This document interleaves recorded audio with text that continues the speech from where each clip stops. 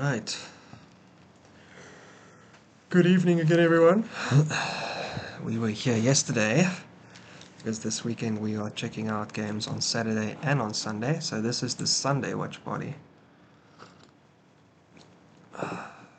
So it's 10 o'clock in the evening. Tomorrow's a holiday. Super excited about that. We'll have about 4 games to look at right now and a few more maybe coming up in about an hour.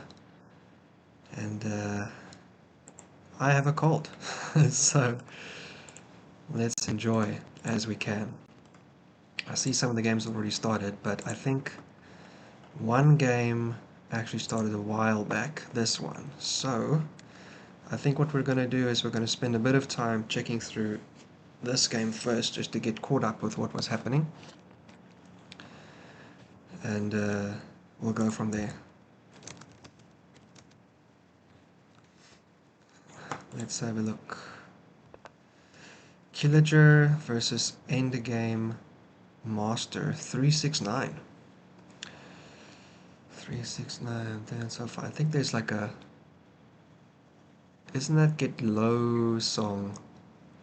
Uses 369 in one of the lyrics. I'm gonna pretend I know the lyrics, but I don't actually know, so let's not try and sing it. Anyway, so E4 game. Oh, hello, Scandi. Haven't seen that in a while. And not an immediate take back either. Knight f6. D4. Bishop up. Avoids the pin, but makes white have a slightly silly f pawn.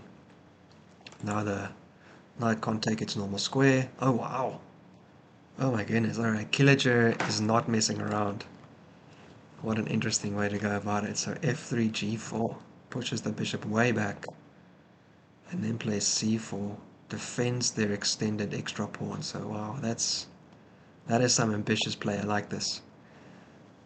I'm less of a fan of e6 though.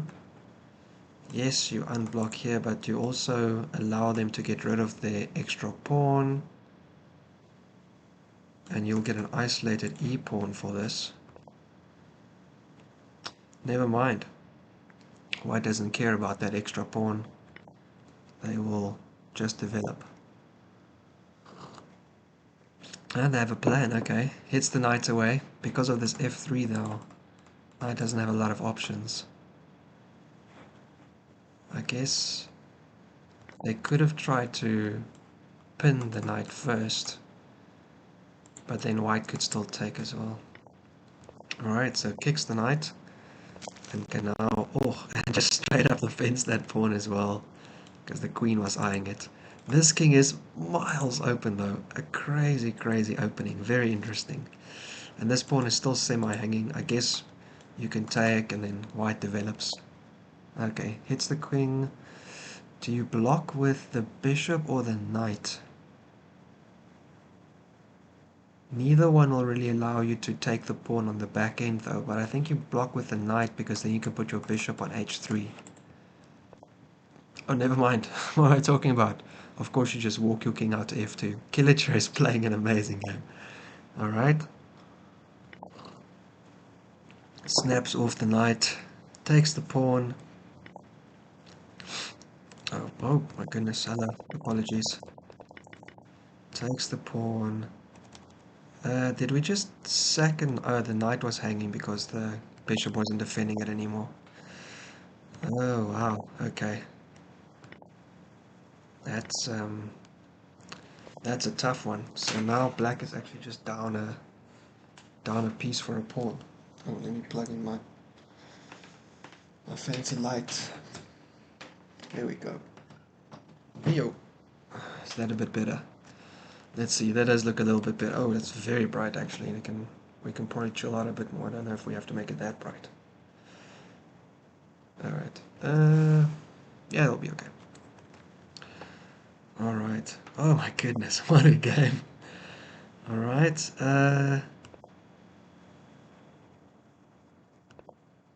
Okay, fair enough. Your queen is protecting the b-pawn from the side. Rook comes over, defend your e-pawn, but that's an en passant easy take. Take with check as well. Oh man, this is a rough one for black. Defense with their bishop. White opens up the diagonal. So now you can't castle, your b-pawn is still hanging. This light square bishop can also come out somewhere. Gotta be careful that your... Yeah, there we go. Gotta be careful what happens now. Your bishop just got pinned. Dangerous though here. This bishop can come out here. Maybe you can take... Oh, this is going crazy. Okay, and this is where we are right now. What an absolutely insane game so far. Very, very interesting. For my money, I wouldn't worry about this. I would worry about this if I was white. The fact that I haven't developed anything on my king side beside my king walking up to f2 feels quite dangerous. Definitely, I think you want to move that out. Maybe just getting the check in is easy. You're also double attacking this bishop, but obviously this is also hanging, so...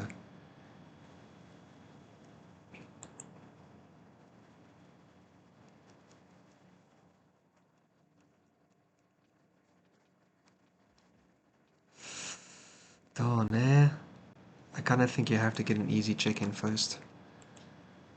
Because you can't let this bishop drop. So you get one move in, maybe you put your king over behind the bishop so you can take this way, protect this pawn as well if you need to. This would also mean that they can't check you with their queen immediately, which is pretty good. Wow, absolutely insane. Okay, so this is one game. Then we also have, let's just see, Juan is over there, Cosmo is over there, and here's one more. Okay, so we've got 3 more games, which just started. Here we've got jessehf versus mronemore. Very strong players, 2200. Hey Fabian, how you doing, man? Hope you're doing good. I've got a bit of a cold, but there's just too many good games. I couldn't not try and catch a few of them. So we're trying our best, drinking our rooibos tea, and probably go get a big nap afterwards. Hopefully feeling good. How are you doing tonight? Or you're in Europe, was it? So it's not nighttime for you. Or you in Australia? I can never keep straight who's where. Anyway, I'm just going to say, how's your evening going? In the meantime, let's see over here. jessehf is white and mronemore is black. It's e4, e5, knight up. Getting into the Spanishy, the Royalopalicious, d3, c3. Oh, careful. Castle, very safe. Yeah, over. So now obviously you can also bring your knight out. At some point maybe you want to move this bishop down here if you eventually want to push. I used to play this opening as white actually when I started playing. I think I stand slightly corrected. I think I played bishop c4 more often than not. Could be wrong, but I feel like actually that was probably more what I was playing. Anyway, okay. So here we go, up for black. Multiple moves they can do. In this situation, I personally like developing the light square bishop before I do anything else. I think some people also move the knight to push up the pawn. I think I've seen some crazy things with like people opening up the center, but I'm never sure if that's always a good idea, so I'm expecting probably it's light square bishop first.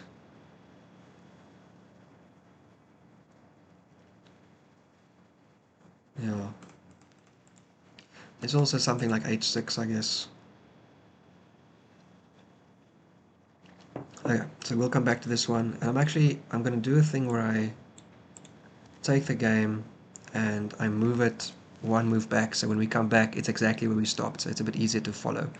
So in this one, after the pin, they did take on the b pawn, they did castle, and then they brought out their knight. Okay, interesting.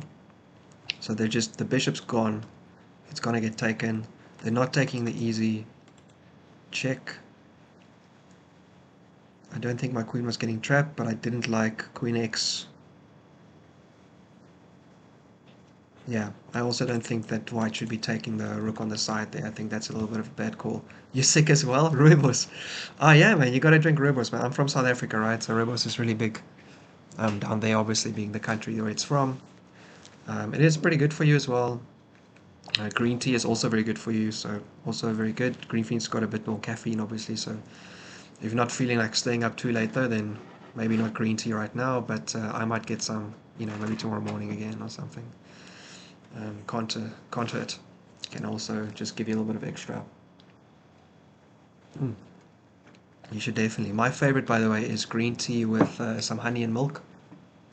I'm actually just drinking it as is with hot water over here right now, but yeah, definitely my recommendation is try it with honey and milk. And also, yeah, honeybush is good, and also you can try like a red cappuccino or a red latte or whatever it is. So it's basically a normal cappuccino, but it's made with rooibos, which is really, really nice, obviously. So yeah, that's very good. Okay, so we're going to move one move back there. Let's kick up one more game. This is Juandeleon. Juandeleon. So I guess this is Juan the Lion from Mexico. Pretty good, pretty strong. And then the Pope, 1, 2, 3. Pope 1, 2, 3, also pretty strong. So let's see, Mr. Lion is white. It is also an e4 game, man, all e4, but our first Sicilian as well. Alright, okay, little d6 Sicilian. Alright, knight out, knight out. Isn't this the knight off? Seems so familiar. h6. Okay, hits the bishop, hits the knight where it stands. I feel like this is a move here. Okay, maybe just one square. Fair enough. Maybe I'm being a bit overzealous. Alright, so just the queen's defending it. You also can bring your dark square bishop out. Alright, whoa, okay. This is not a move I recognize. f4. Okay, so white is kind of just transitioning their opening into a kingside attack, basically. They're gonna bring out this bishop somewhere, maybe here. Castle. Maybe the queen comes out somewhere first. h6 hitting, pulling back. Queen out. Hits the knight in the middle, also hits the b-pawn. I think you can just defend that easily. Oh, okay. Interesting. So getting out of the pin, and white says, let me take that for you. Alright, okay, now it's white's move. White's move to make.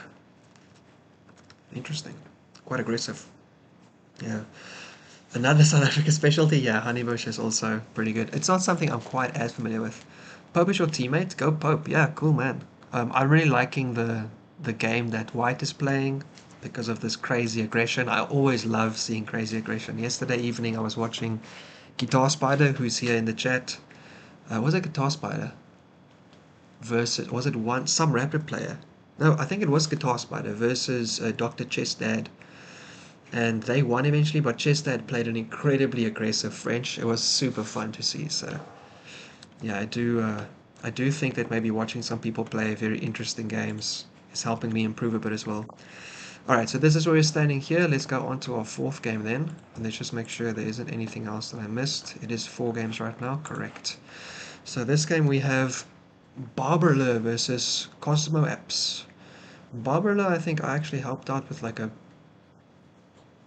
what was it, like a lone wolf thing recently quickly. So I recognize the name from there. Alright, so this was all E4 games today. Amazing. And the first one that looks like it's a French. Go French! I don't know if baberle will play quite such an aggressive one, but still. Go French indeed. Okay, bishop e2 on move 2. And now nobody knows what's going on. Okay, is this some kind of King's Indian attack? Bishop e2 on move 2. Is the point that you want to play f4, play your knight out before you play your knight out? I mean, this can force a trade, right? Black can just take here, you have to take back, and they take your queen. So, I'm not the biggest fan of this for white. I think if you want to play this kind of situation, I think you do d3 first, and then you put your knight on d2, so if they take, you can take back with the pawn and keep your queen from being traded. But let's see, maybe this is just another kind of opening that I'm not familiar with, so always good to learn. d3, d4, okay, black's just sticking it down white's throat. Keep this in here. Alright, so this knight doesn't have a natural square, but it could go around. Maybe not this way because it could get taken. It could go around to c4 still. And this pawn can obviously attack, and this pawn would also be weak, so you'd have to defend it to c4, although I think that's pretty natural for black still. Yeah, oh, okay, no. Just straight up knight c6. Personally, I wonder. I guess because it's an e4 opening, it doesn't matter that much. But because I play against d4 a lot, and because I play d4 myself, c5 is definitely the move that seems most natural to me here. Not knight c6. Because I want to get my pawns out before I jump my knight out on that side of the board, because I'm probably going to castle kingside. But maybe that is not what black is intending. Maybe, maybe not. How are you guys doing, by the way, Fabi, on your team? I haven't looked at the pairings in detail. We'll be doing our normal like catch up next tomorrow, right before next pairings comes out. We'll be checking the kind of round 2 results. But yeah, I hope you guys are doing okay and enjoying it either way, right? Having a nice and active, socially involved team is always super nice. Castles e5. So yeah, now black just has this solidified, so I guess here is a benefit of having this knight out first. You can immediately play e5, open up your light square bishop. Alright, here does other knight maybe to c4. That also might make them think about coming to b3 just to hit the bishop once, but then it's kind of out of their range. Nope, c4 it is. Very, very principled. And now this pawn is kind of hanging. You can defend it with your queen. You can play f6. I don't think you want to play f6 though. I don't know where you're going to put your knight, and I think just the queen defense is fine. Okay, never mind. They do go f6.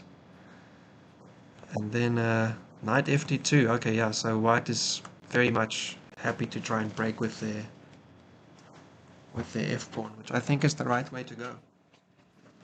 I think you definitely want to break up. Black's pawn structure, very fun. Connect 4. Yeah, the problem here is that they're opening some light square weaknesses, right? And this knight doesn't have a natural square to go, although you can get it on g6, probably pretty okay. I don't expect that would be a massive concern, so maybe it's not the biggest problem, but yeah, you know, black is on with all the space, but the king isn't really safe yet, and I don't even know, maybe they even want to castle queenside. It seems a bit strange, but you never know. White's clearly trying to look at this. Okay, but black throws a spanner in the works with b5. Oh, very good. Okay. Yeah, so with this move, white took the knight's retreating square away from it.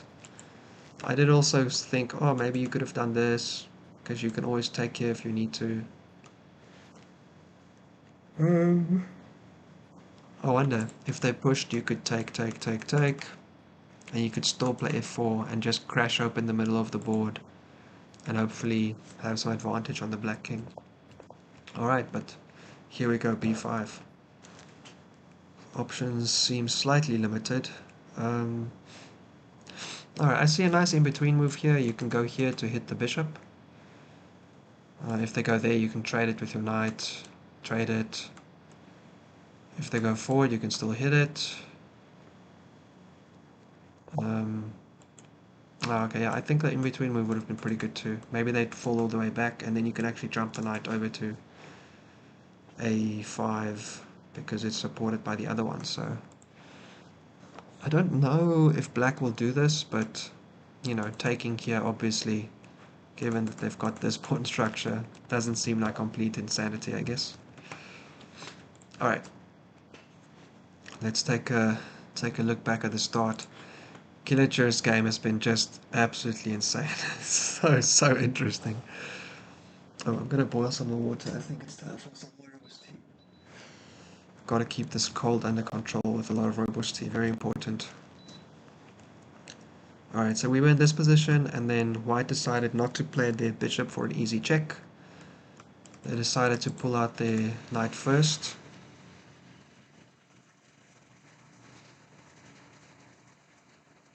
Okay. Yeah, I like it. They did have a chance to take the rook in the corner, but it seems kind of misguided. You know, this situation is happening on the king side, so taking this rook all the way in the corner doesn't seem that important, and the rook can't really move until the knight or the pawn moves, so there's always another chance to take it later, or take the knight if it jumps. So I definitely agree. Just 1 second.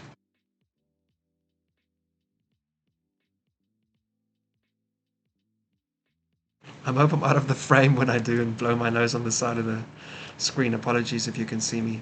I'm sure that's not why you came here. Yeah, so anyway, I like that. And then g4, interesting. So, oh my goodness, why do I keep hitting this? Oh, because it's on the wrong side of the chair. Okay. g4, very interesting. Unexpected. So you don't really want to move this because then they can take with their queen.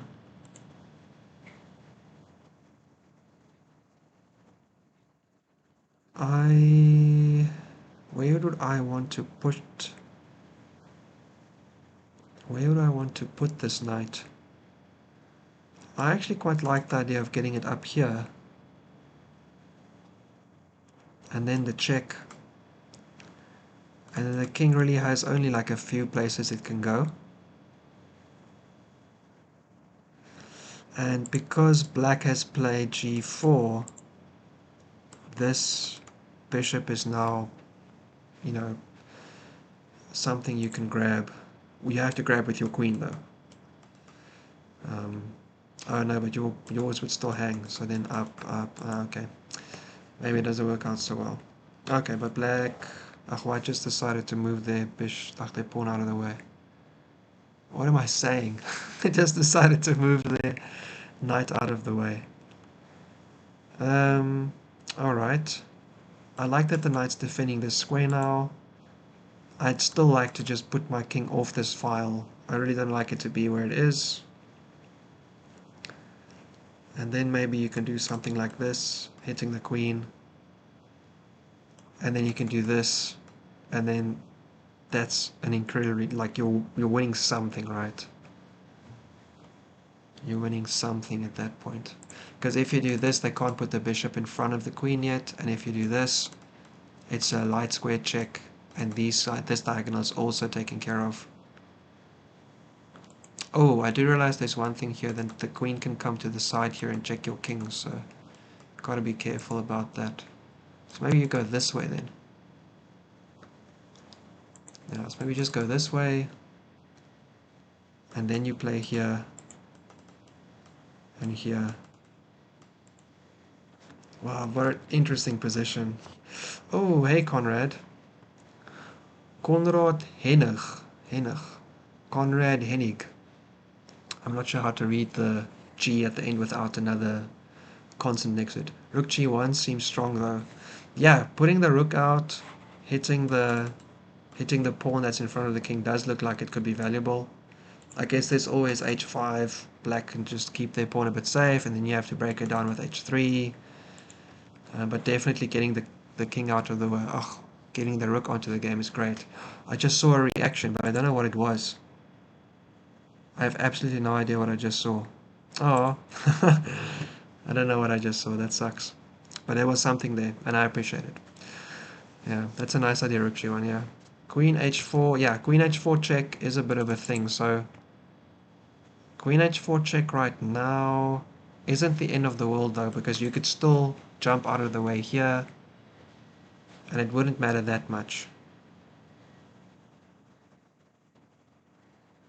This would still be protected, this is still protected, and this is also covered, so they could get one check and here.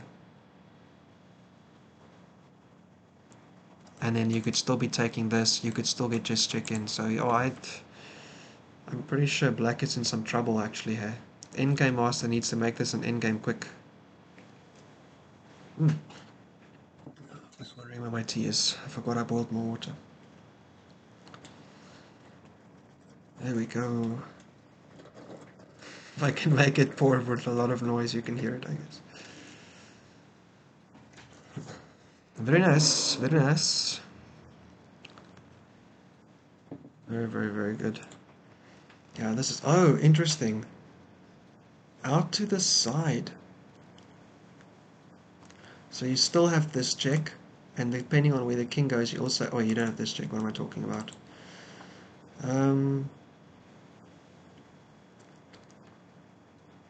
So as soon as you move your king, they have to move their queen again, or they have to take your bishop, right? So seems pretty dangerous.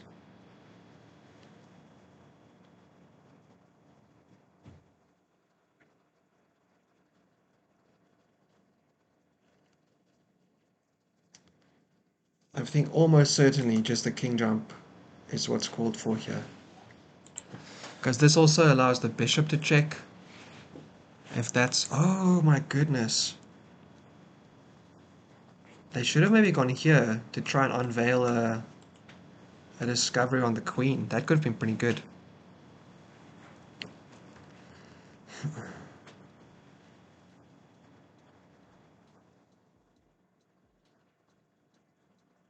Someone just said, doesn't queen c8 win? Hanging your queen... Oh, I see, because then you can take this way. I don't know. I guess you are up a piece, so you can kind of force the situation a bit.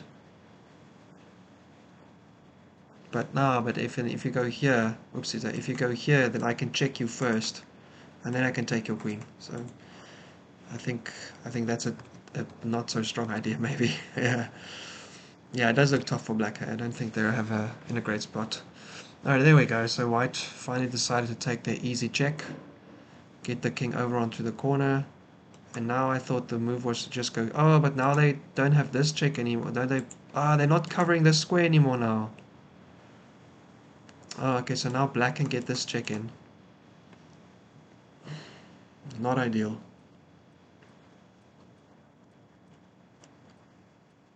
And then what? You have to run your king away? Or you have to block with the bishop? This guy's still hanging though. King... Oh, the queen can come in here. Cause some potential problems on the back. We'll have to see.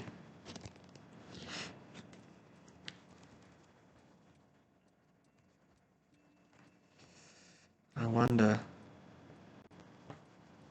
Down to here. Easy check. What's the queen's hanging, right? You gotta move it. You could also put it here, I guess. You could go back and then hate your life. Here. Take. Actually, I wonder, if you go back and I pin you and you stop me.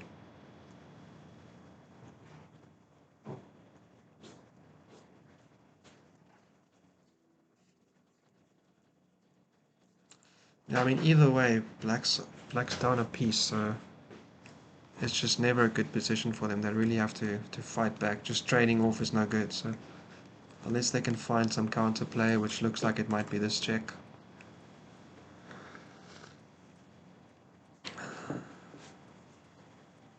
But I mean, this king is going to get chopped.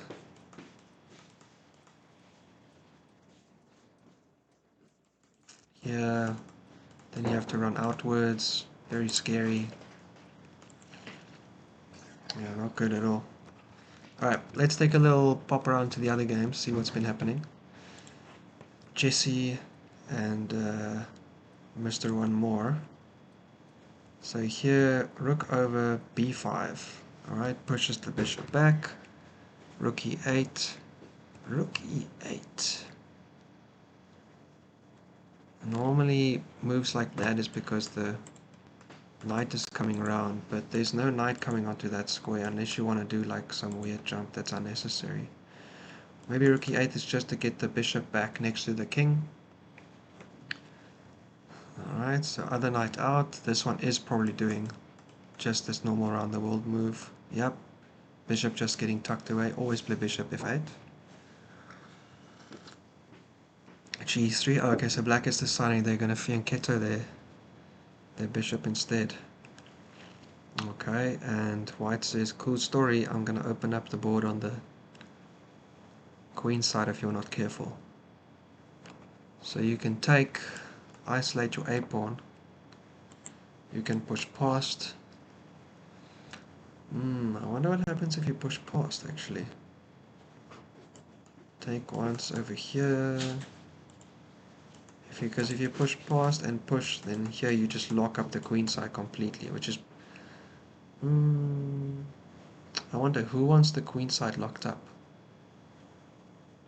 I guess white is the one that's still kind of planning some kind of kingside story, so maybe they don't mind too much if it gets locked up.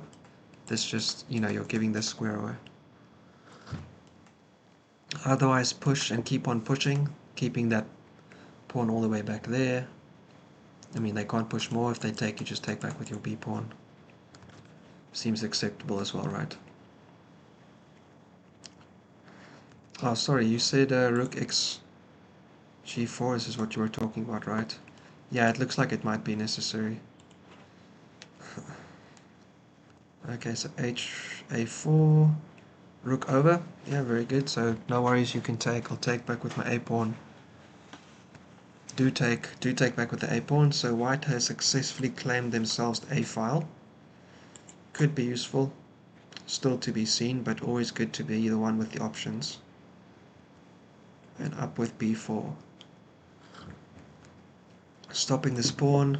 So this rook doesn't really have much value right now. It's just kind of chilling. Also, still has this diagonal. Pretty nice for white. But how to continue? I guess you can go here and then jump over. And then they have to kind of go back to defend this again. And after you play here, you can also play f4 maybe and kind of break out the center a bit. Maybe.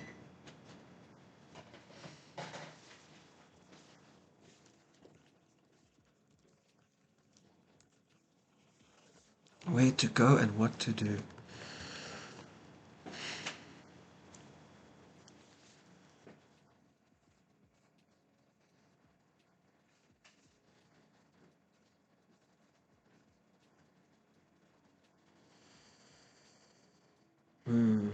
There's a comment about maybe being able to put a knight over on d5 for white. So instead of taking the knight here, going back into the center and looking at this d5 square.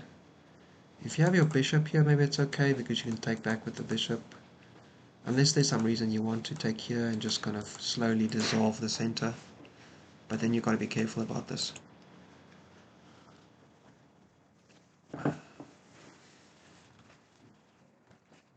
Then you've got to be careful about this. Alright, let's leave Jesse to their thoughts and cycle over to the Lion versus the Pope. Alright, so Fabian, here's your teammate again. Let's see what they're doing. Last we saw, Lion took f6 to double up black spawns. Ah, I am such a genius. I just figured out a new thing. My problem is always that the sound continues, but that's because I'm following the most recent move. If I don't, then the sound doesn't continue. So then I don't have to keep turning it on and off. I'm a genius. Okay. So take the knight, fantastic. Double up. Now the b pawn is still hanging. Rook over, seemed easy enough. Knight c6, still pretty good. I wonder if black is still going to castle short. I do think it's kind of possible, but yeah, I guess there's no dark square bishop, and you've got this though, so you could also just kind of chill in the middle of the board. Push this up, put here. And just kind of have this pawn structure in front of your king. Takes with the pawn. Bishop up.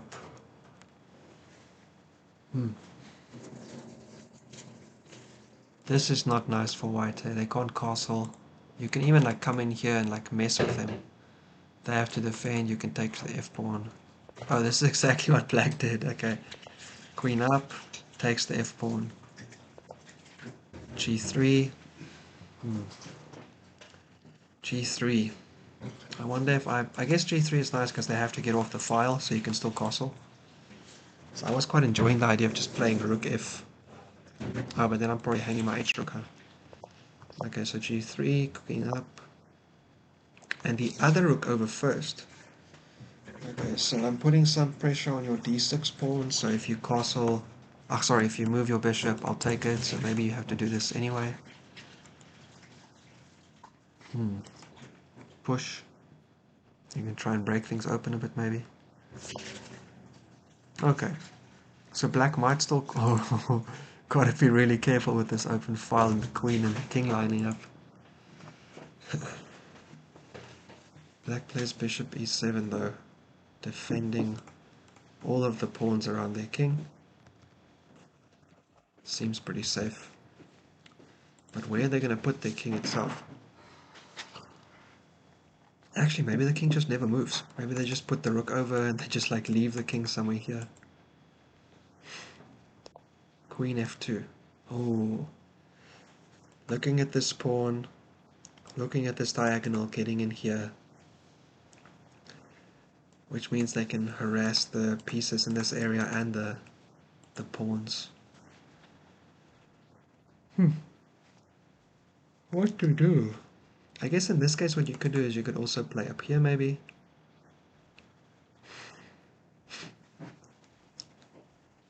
You could still get your bishop out onto the long diagonal. This is a nice diagonal for the light square bishop for black.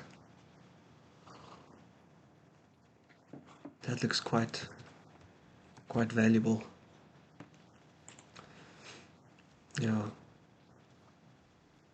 You could also just put your rook over like this, but then they can still get in here, so it doesn't really... I think just kind of shutting down the diagonal altogether might be good enough. You still have enough pawns covering the other squares around it, and the light square bishop doesn't have any way to get into these squares anyway, so you will definitely get your diagonal, which is pretty good.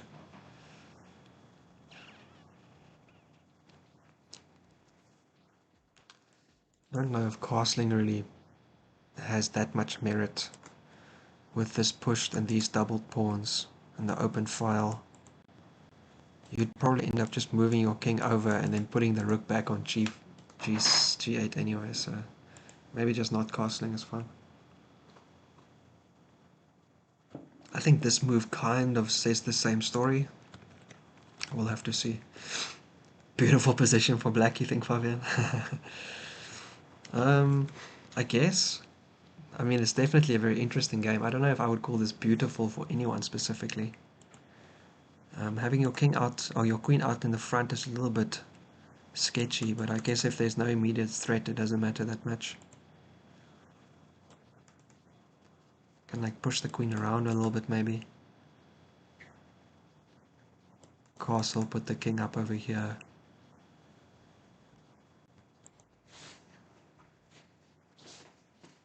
Dawn there. Oh, thank you. We've got some grapes.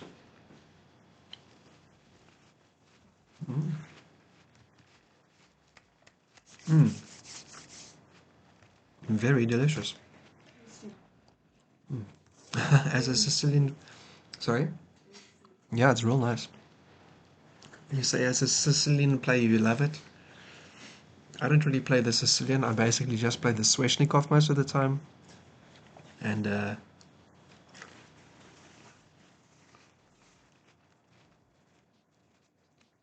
not the biggest fan. It's a very strange position having an open B and G file, king uncastled, two bishops, but like no actual lines to use them on. Here's an open file that's white, but the white square bishop is here. Here's a diagonal that's black, but the black square bishop is here, so a little bit interesting, but a little bit different, right? But if you say it's pretty, maybe I should just believe you, right? Yeah, d5 is probably good now. Oh. Rook b8 is a nice idea, and the white king is quite open. True story. The thing I didn't like about rook b8 is that you could still put the queen way over here, hitting the rook and the pawn. I mean, I guess you don't want to lose here, so maybe like push your bishop back once. But yeah, I don't know. If you told me to play either side of this, I would be a bit like, what did I do to get here?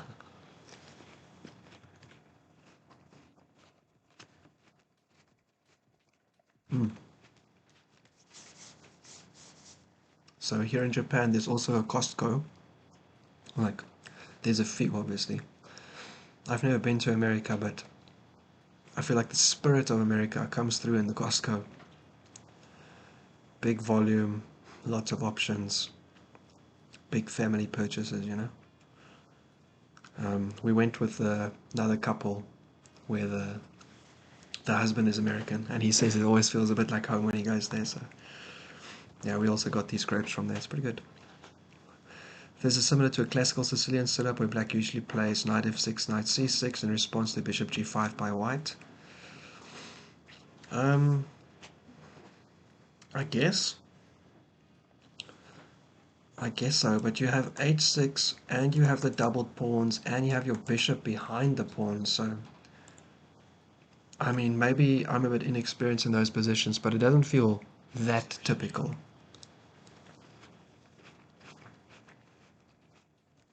I'll grant you the open B file feels kind of normal, and I'll give you some of this feels normal, but all of it at the same time feels a bit much to me. Okay, but they are considering, so let's pop over to game number 4, and let's have a look what's been happening since we were last here. Alright, black put in b5. I was hoping that white would play like b3, knight b3, hitting the bishop, and then they could pop this knight over there, but I think they just played knight a5, knight a3.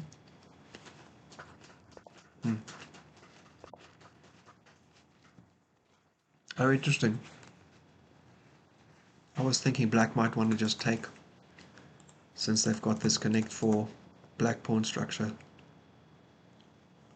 And then they give black, like this weakness situation on the queen side, which is obviously where they want to expand with the other pawns as well. Pretty interesting game as well. Okay, now we do get knight b3, hitting that bishop. Bishop goes back though, and now it's just keeping all of these safe. And this knight is just completely out of the game. You have to recycle it back to b1 to get it into the game, yeah. The pawns and the bishops guard the king well. Yeah. I'll grant you the pawn setup and the bishop setup in the other game. It's not like white is going to crack through anytime soon, but it's a bit of a strange... Having so many of those things combined into one position looks a bit strange to me, but as said, it's not like I think that's specifically good or bad, it's just something that I don't see that often. Okay, so here, c4, alright, breaking it open. Trying to make something happen. No. Alright, and black's just like, no, I'm not going to give you any pawns, we're not trading anything, we are just pushing past all the pawns. Okay, so, oh, a little in-between move. Okay, so you attack my knight, I attack your bishop. How much does that matter? Take, I guess, yeah, I guess you don't. I guess you just drop it back. Indeed. And then the knight comes forward, back into the c4 square. And now you've got this advanced pawn protected at least once. Although it's going to be hard to protect it twice, so probably black can still grab it if they really wanted to. Bishop comes out, attacks the knight, and a3. Okay, so white really just wants to try and crash open black's defenses. I think this is, in general, a good move. I was still thinking f4 would be the main move, but I guess here you give the kingside knight its usual spot. So maybe you don't want to. So a3 might be good, just cracking open the king side, the queen side. Takes the knight, plays the pawn up, takes the pawn, and in comes the rook. Hits this knight. Unfortunately though, these pawns are actually stopping like the bishops from coming in and stuff, so I wonder if you try and hit the pawn, maybe this way. Maybe if they like, you can hit the knight as well. This pawn is also gonna be hanging if you move your knight though. So, alright, cool. Nice use of the kingside knight. Just defending the other one, right? Pretty good. Pretty good use of that knight. Okay, and they do that. Okay. So double attacking it. If you take and I take back, I'm also defending my pawn. There's also a spot now for the queen. For the queen to come in. Maybe that'll become important in a move or two. Takes with the rook and plays c6. So this hits the rook, but you could still bring your queen in. And you could still then take here. Oh yeah, so do bring the queen in. And now it's black to move. Currently the bishop is looking a bit worse for wear, so what to do?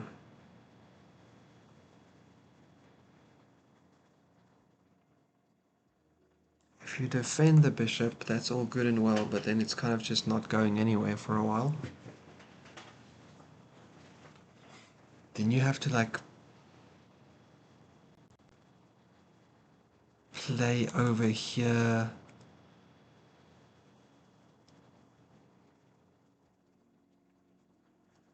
And then you can move your rook out of the way. It's a lot of moves just to be able to move your rook. I was just looking here, you've got d3, which might be interesting. Hitting this bishop. And after that you've got d2 hitting the other bishop, and that bishop actually can't move.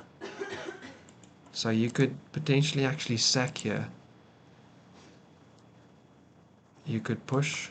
If they take, you take, they take, you take, you're hitting there. You could push, and if they move their bishop out of the way, you could push again, trapping the dark square bishop. Alright, never mind. Black was not up for those moves. They decided to play queen b8 and just defend the bishop. Really, really snugly. Like literally crawling up right next to the rook. Hey guys, arm around the shoulder, keeping it safe. A little bit much. Feels like you could have chilled out a tiny bit. I would have defended maybe from a little bit of a distance, but maybe it's not necessary. But this feels a little bit stuck, to be honest.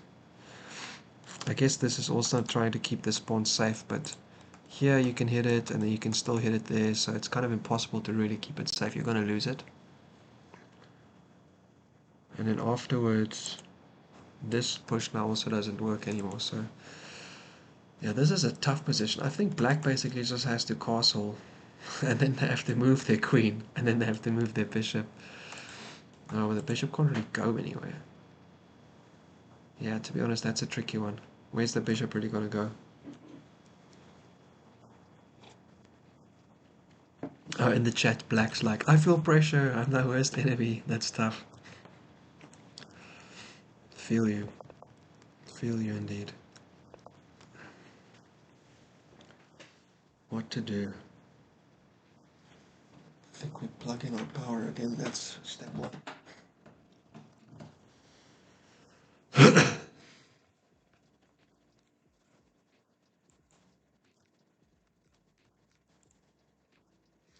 Oops, sorry. What am I looking at? Still the correct game, yeah? Yes, still the correct game, that's fine. I'm not looking great for black. Yeah, I don't think black's situation is that good. This setup is rather uncomfortable. It's a bit of a cluster mess going on here. Okay, interesting. They just pushed their back their bishop pawn immediately. The bishop immediately can't push that pawn forward. And they can still come and take it. Ugh, I don't know. I don't know if that really mattered. I still think, honestly, that this is the move here. Because after they take, you take with your bishop, you're hitting the queen, and you have a bishop. You have a bishop activated, and your rook is more active as well. So now that the kingside knight is jumped, I think f4 is even more amazing.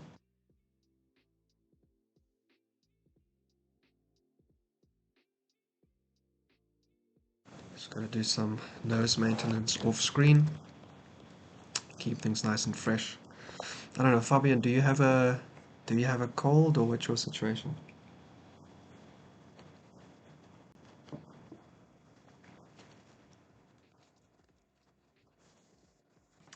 Alright, I think this is a good move for black at least. Finally connecting their rook, so to speak. Now the queen could go do something else maybe. They can even push here if they wanted to just get some activity on the other side of the board. Because really these double pawns, although they seem really silly, not so silly. So black now finally has a chance to take this pawn because the rook can't move because the queen would hang, so it would basically take the pawn and then trade off all of these guys, and black gets the file. It's pretty good, right? See if they could make use of that file, obviously. And then this bishop, yeah, having a dark square bishop that is behind all your dark square pawns is a bit unfortunate though. You probably want to get your knight out to hit these squares, and then you want this guy to be ready to do something else with your bishop coming down the A file maybe. So yeah, at least I think black's at least looking like they've got this thing going, alright, making a plan. You got a throat and a cold issues? Yeah, I started feeling it during the game yesterday, but luckily it didn't ruin my chess. Yeah, actually I felt really good up until today when me and the wife went for a walk through the local Osaka Castle Park. It's really, really nice. And it's very popular basically every weekend, even the weather isn't great. And it's obviously winter in Japan, so it's kind of cold, it's a bit windy, but it was a nice day, all told. We had a really nice time walking around. But yeah, after we came back, my nose just got more and more runny. Thankfully now it's kind of okay right now, drinking tea, staying warm. So maybe after a good night's sleep, I'm all good again. Yeah, I also had a really nice game earlier this morning. It's the first time in a while that I played in the morning, and it was really, really nice. Alright, so castle and time to win that pawn. But you can't actually win that pawn because I think black now just takes the c4 pawn. No? Yes? I think so. And then black is up a pawn, but down access to the game because they have a dark square bishop behind almost exclusively dark square pawns. So yeah, it's a bit of a tricky be active situation. But I think this is their move here, and that kind of solves the whole strange problem in the queen side with the rook and everything. Alright, I think 5 to 10 on my end. It's almost time for us to get a whole bunch of more games going, including my teammate Val1313. Very excited to watch their game. Also ScotchWhisky, secureonion. Yeah, so these 3 games are going, and then I think we'll also even capture bits of this Rafael game. but I think around about 12 o'clock I'll be at my limit for today, so that'll probably be, we'll do it about another hour or so. In the system game, white puts their queen on a8. Okay, hang on, let's go back. Let's go back. Here, let's see. So after that, queen f2, yeah, we saw this. Oh, they did play rook b8. And they did put the queen in there, which I didn't like. This is what I was disliking about the position. Okay, now you can do this, but unfortunately once they take the a pawn, you can't actually move your rook to take the b pawn because your bishop hangs with check. Oh, checks the queen. Yeah, I don't know if this is the right place for the queen to be. I think Mr. Lion is complicating their game big time. Although I guess if the rook moves somewhere, but it can't really because the bishop's the thing hanging. They have to move their king up. Anyway, king check. Oh, and this is where we are. Okay. Not too much happening here. So you've really got three options. But I think after almost any of them, white basically has to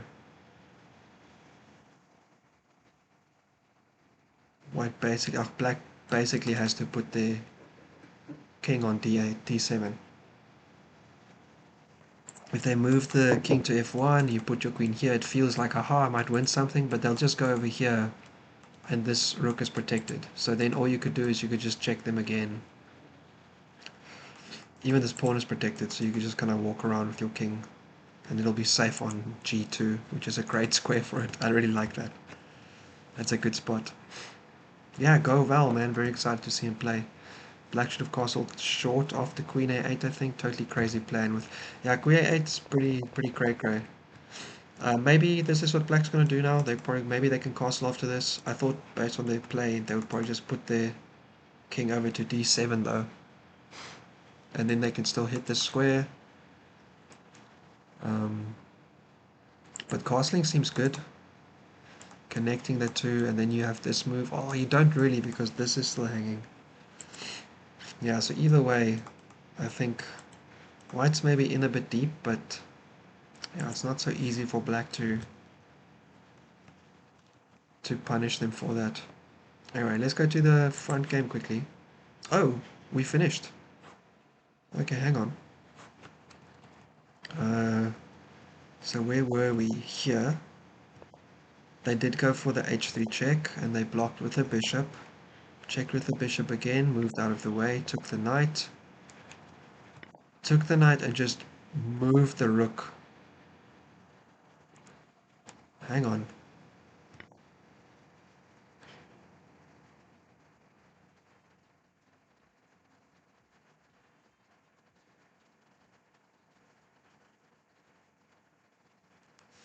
Oh yeah, I mean you basically just have to get this and then you win, right? Okay. The rook out first.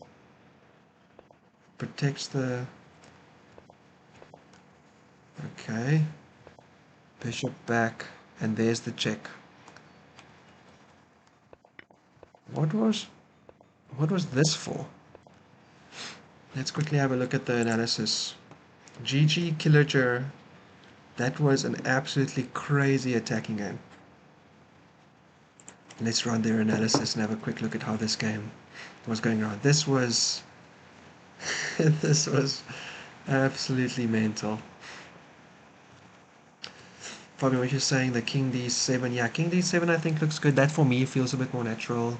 I think the queen will just be stranded and black will effectively be up material. Yeah, I mean the a pawn is still hanging, although then they can take the b pawn and they unveil the attack on the queen, right? But I think you can still get out. I don't think the queen will be stuck. Here we go. Oh, white was just always in control. I just want to know if this was theory, because this was just so... f3 is the main move. Interesting. g4... g4 is a very good scoring move for white. Look at that, 67%. Wow. The Portuguese gambit here. The Portuguese gambit. Correspondence refutation. Oh my goodness. c4. Oh wow, so white was just crushing out the very, very interesting theory. e6 is theory. Knight c, take, g5, knight h5 or knight fd7, f4. Okay, and here we finally kind of went off theory. Knight c6 was apparently still a move. Oh my goodness, I can't believe all that was theory.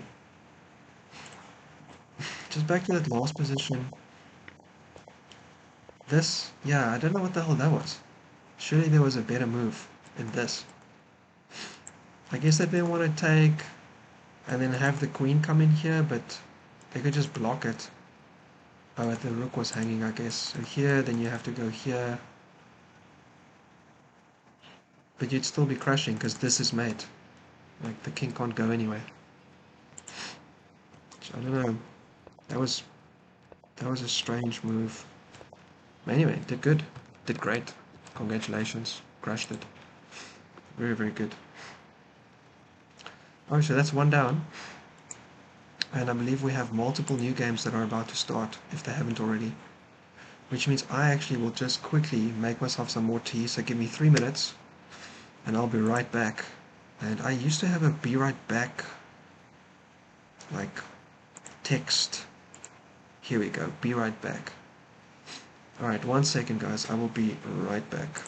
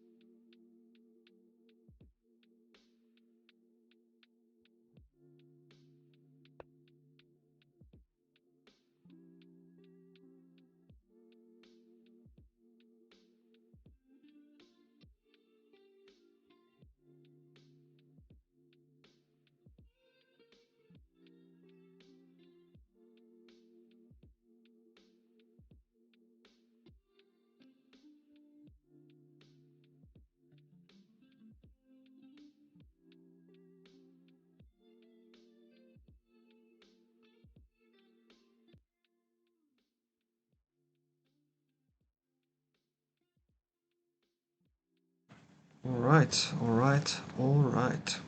Back again. Hey Jay, how you doing? We just watched one game finish.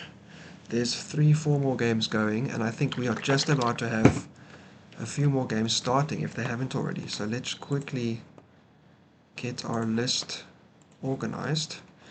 We are watching this one and this one and this one, and we do not know this one just yet. And we do not know this one just yet. Alright.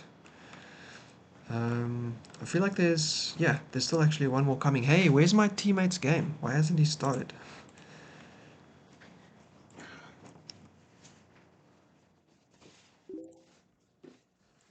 Where is my teammate's game? Come on, bro. Get yourself over here. John KZ. John KZ, I appreciate it, but I currently can't. But I actually realized recently, I don't know if you guys know, when someone challenges you, you can say sorry, no good, and you can use like these pre-arranged answers. I'm not willing to play, not accepting challenges, too slow or too fast, not the right time for me, please ask me another time. Alright.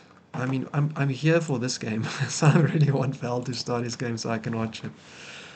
Anyway, in the meantime, let's have a look what's going on. Here's Val. Val, your opponent is unresponsive. That's bad news, man. We're literally streaming because you're supposed to be playing a game. That's why we're here. Yeah, the invincible team. How we do it is we make sure that our opponents are unresponsive where you come watching. Alright, I'm about to drink some amazake and drinking yogurt that I used to work at a sake brewery here in Japan for a year, and they make this thing which is super, super nice. No alcohol, just very, very good. Oh, it's delicious. There we go.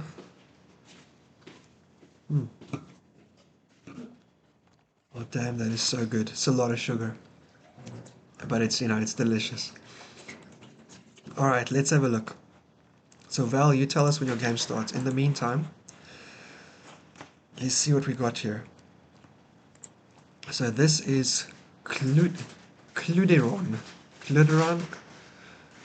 Kluddiron versus rustyvm TM. D4, finally a D4 game. It's been E4 the whole evening so far. C4, E6, and knight F3. So shall we see a BOGO? A BOGO! I'm double excited. Super cool. I love BOGOs. I like Nimzos. I played against a Nimzo earlier today as well. Let's see. Let's see. How much did you pay for the hit squad that breached the secureonion security program? We didn't take them out. We just offered them a nice opportunity to like see a movie. We're not like killing people. We're just telling them, hey, how about you go do something fun instead? Yeah, too much money in this broadcast LLC if I can pay for hitmen. No hitmen, man. Maybe we paid a beautiful lady or guy. We found out what their sexual preference is, and we paid someone who fits that to just go and like spend some time with them. The power of the firm. Resistance is futile. That Dr. Evil emoji is hilarious, by the way. It's not in here, but in Slack we have the Dr. Evil emoji. It's so cool. Very, very good stuff. Here I guess I've got these guys. This. Yeah, here I can do this at least. Yeah, resistance is futile. Alright, anyway, so it's a BOGO. They blocked with their knight. That is one of the ways to go. Castle, h3, take the knight. Take with the queen. Interesting. I guess the point is here that white maybe wants to push their put the dark square bishop on the long diagonal, so they're taking with the queen first. I like b6. Developing the other bishop on the diagonal is normally a great move.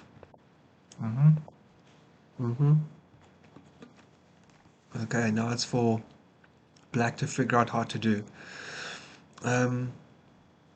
There's like a standard way that I know to develop, which is this pawn structure, so you get like a V for black. And one of the ways that starts is you play d6, so you can put your knight on d6. You play queen e7, so you can push e5 supported. There is also a different way of playing where you play knight e4 in this position, then you play f5 behind it. And in that case, you're kind of trying to convert into a kingside attack, which is really fun. But, man, for me, on the black side of this, it's always been kind of just very, very, very, very bad. I've never been able to do it successfully. At least not in a game that mattered. So yeah. Oh, did my connection just semi-drop? What's going on? Oh.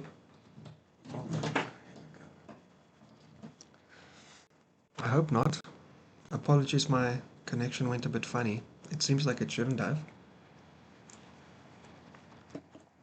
Oh yeah, and here we go, d6. So yeah, I think this is standard theory. Bring the knight out.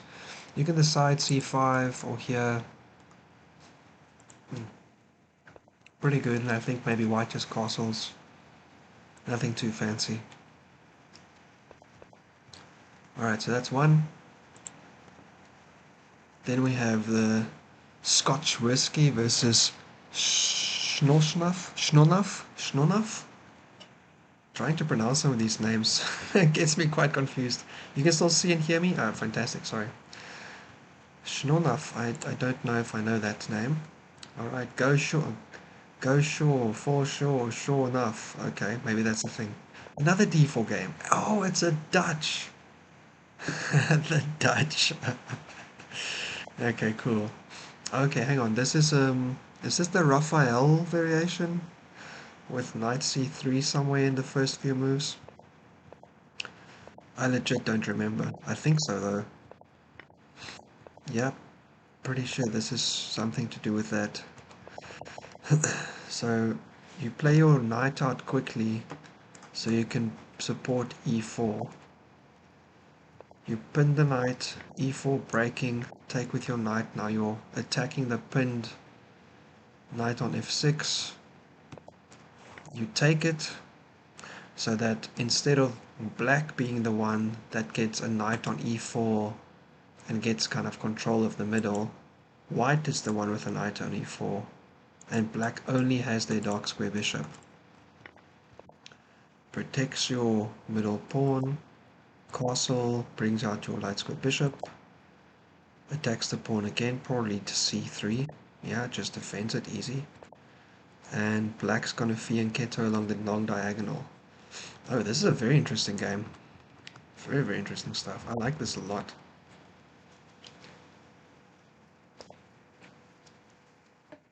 I'm going to take a quick peek at the opening book because I want to see if I'm correct about the name of this opening. Rafael, there we go. Knight f6, bishop g5. Oh, it's supposed to be d5 is the main one. e6 is the second move, and it scores pretty well for white though. Yeah, e4, okay. We won't spoil it for ourselves just yet. I'm just glad to know that I at least know the right name. h4. That is fun.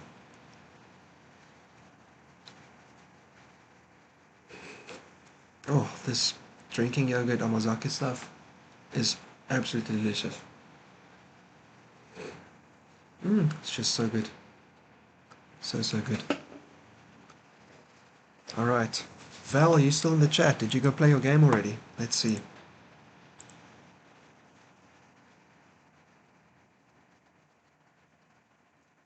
You're still not playing.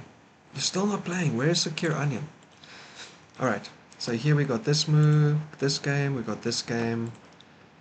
Jesse versus Jesse versus Mom. Mr. One More. Oh, okay, right. So they were playing this Spanish situation. They fianchettoed, h3, stopping the light square bishop. Oh, okay, now black decides it's time to open things up in the middle. Backwards knight. Oh, okay. So this was also one of the points, right? Come here, but now, I guess with this, obviously, if they take, you can take back with your pawn. It's triple defended. You're not trading off your queen by chance. Oh, instead they just push. Interesting. In this situation, what do you do? I guess you don't push. Do you? I think you take actually, unless there's like an I think you take. You don't take. You just protect the pawn. Okay. I wasn't sure if this is really where I want my darksmith bishop, but I guess if they take, you at least get on this diagonal as well. So take, take.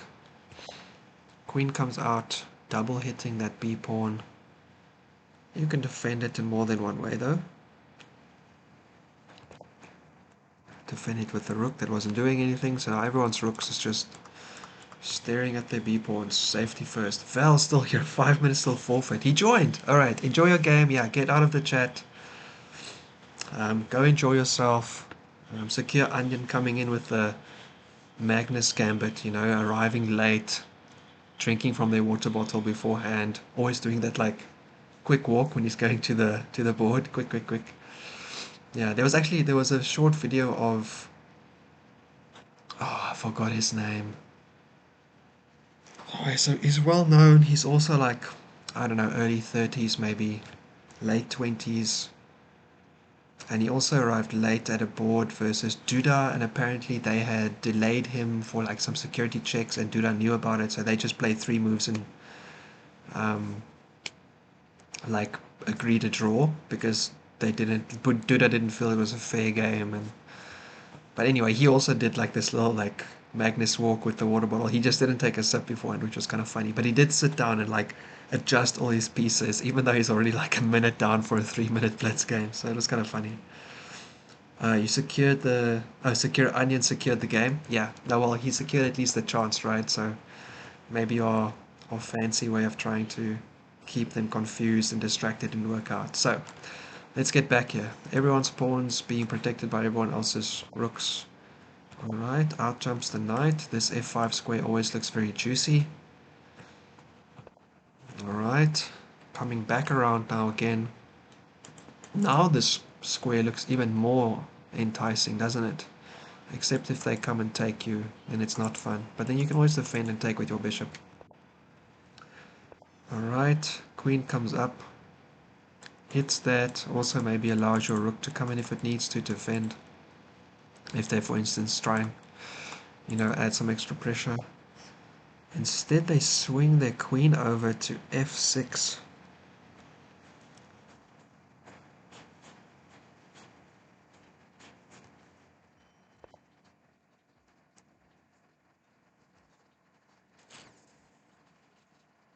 Was there a threat here of sacking? I was going to say, these guys are super, super strong, right? So 2200. So in this position, is there some kind of like take, take, take, take, push? No, this is hanging then. Because I was thinking like, is there like a push and then you push again, disconnecting the defense of the knight, and then you take it? I'm not sure what this move's about. Although a week ago someone said I was not being respectful of people stronger than me, one of the comments, and I wasn't so sure what I did, but it's a fair point. Maybe you should not immediately call someone else's move confusingly bad. Not that I ever do, right? But anyway. So I remember that comment now, so I don't understand Queen f6 completely, but I'm sure there's obviously some deep thought behind it. You don't get to 2200 by making willy-nilly moves. I don't know. Fabian, you got any idea what Queen f6 might be about in this position? My next drink is an decaf coffee mix because it's got, what's it, hydrogenated fats, I don't know, trans fats or whatever. It's got the delicious fats that makes it nice and creamy and yummy. But don't tell my company because this is a competitor's product. And they dropped their... Oh, okay. Nope, sorry. It's actually just another threat. Take here, and if you take, then I take your knight. and I've messed up your pawn structure and won your knight, so... Okay, thank goodness there's no completely outside of the park move, it's just a nice trick take here. We can thank white for making a move to protect the knight that makes it make sense. Thank knights. Alright, back off. Let's go find Val's game then at least. Here we go. Alright, Val in the house, bro. Go Val. I have to write this as well. Go Val. Alright, Val is black. The secure knight has secured their position on the white side of the board and they are ready to play, and they open up with d4. Say it's d4. Oh, it's e4. Alright, equally good I guess. c6, going for that Caro-Kann action I guess. d4, d5. And no advanced. Just knight d2. Which is not a move I specifically know. Decides to take. Takes back. Brings the O knight out.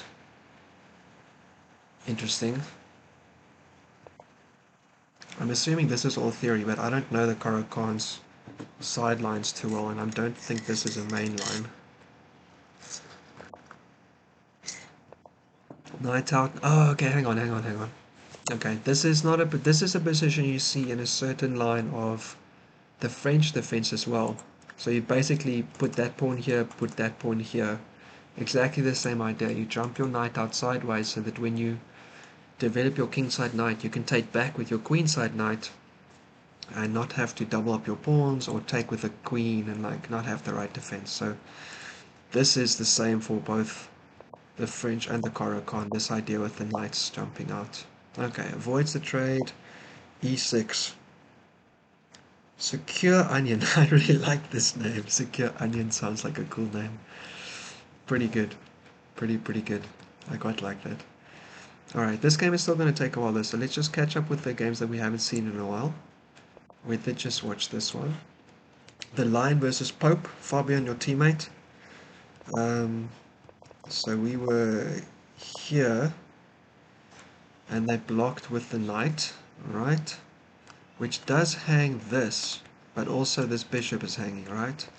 Okay, black decided to castle in the end. It didn't quite go for my plan. And then bishop d3 defending the loose pawn.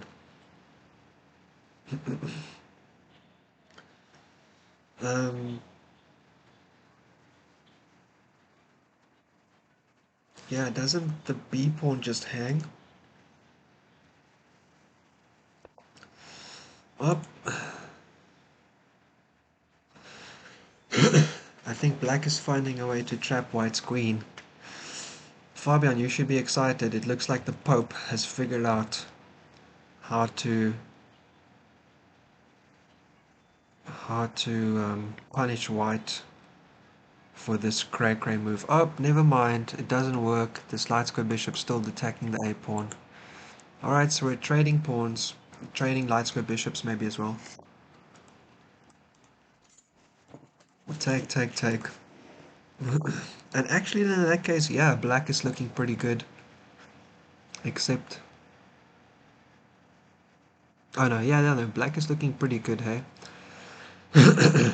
Their upper pawn structure, and they have a bishop versus a knight, so yeah, it's looking pretty good for your teammate, Fabian. Your teammate has got a pretty good game going, although it was looking kind of strange at the start. They have simplified in a very nice way.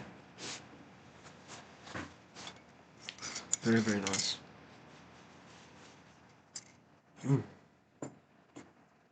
Deliciosa. My name is... I'll look at that later. Alright, and there was one more game that we need to check out. So here, okay, after the castle, we thought that black could just take the pawn. I thought rook xb2 after bishop d3 is all very tactical. Yeah, I also thought that they would be taking the b pawn. But I missed that the light square bishop was also attacking the a pawn. So I thought that they actually completely trapped the queen, but I guess not. But yeah, I mean, I think Pope is still winning that game, so looking pretty good. So in this position, I think yes. I think this is the move for black. Takes the rook. I don't really know if this move was that important, to be honest. Okay, moves off. Black's just gonna put all their pawns like this. Alright, rook comes over, puts the pawn down, and I'm guessing the queen's coming in somewhere. Yeah, okay, the queen does come in somewhere. But everything's defending everything else, right? So there's no like... I guess if you take and take back, then the rook can come in and like hit some stuff.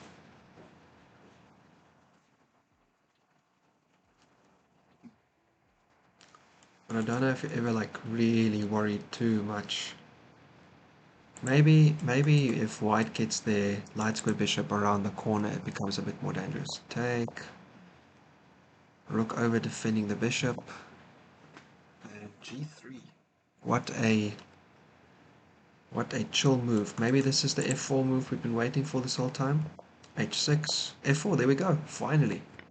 Takes with the bishop. Okay, so white is basically saying I want to take off and have bishop versus knight.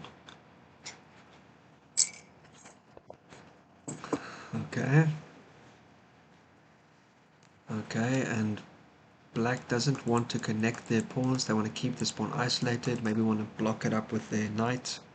That'll be a pretty good outpost for it actually, because it's protected and this bishop can never get it. Takes. Checks.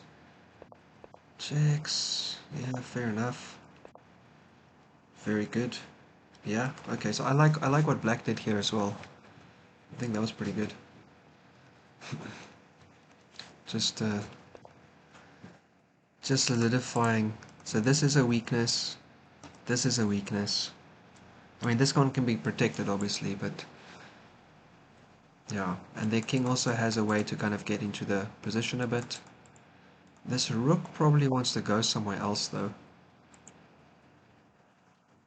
Oh, doesn't this just hang a pawn? Here. Oh, ho, ho. Very, very good spot by black. Pushes the bishop off. No more attack down the diagonal.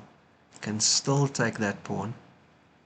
Can also just keep on pushing through and try to queen. It's very good. So white might have to come here just to stop that pawn from coming forward. And then this one might be in danger, and then the bishop might be in danger. Oh, this is looking really good for black all of a sudden. This has taken quite a turn with the last few moves. Oosh. Quick check what I'm seeing here. Yes. Popcorn. Yes. Very nice. Yeah, that was a great move, d3. Alright, back. Let's just double check how many moves we're supposed. There's 6 games going. 1, 2, 3. We have 6 games going. Okay. So in this game, e6. This is what we saw last. Bishop out. c5. Oh, okay, nice. So we're kind of like transposing into like a French position-ish. Because now you've got this e6 on the board. And you're throwing your c-pawn forward. Alright, defends it. I guess you're going to take back with your rook. With your knight. Because otherwise you've got an isolated one here. So here. Then I can hit your bishop. Which feels like it might be good. Oh, wow. Never mind. White is all in. They will take their isolated pawn. Interesting.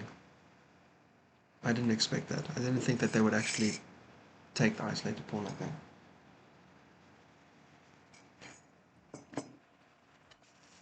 Maybe they're thinking that they're gonna pin the knight and then push, so you have to take back with your own pawn.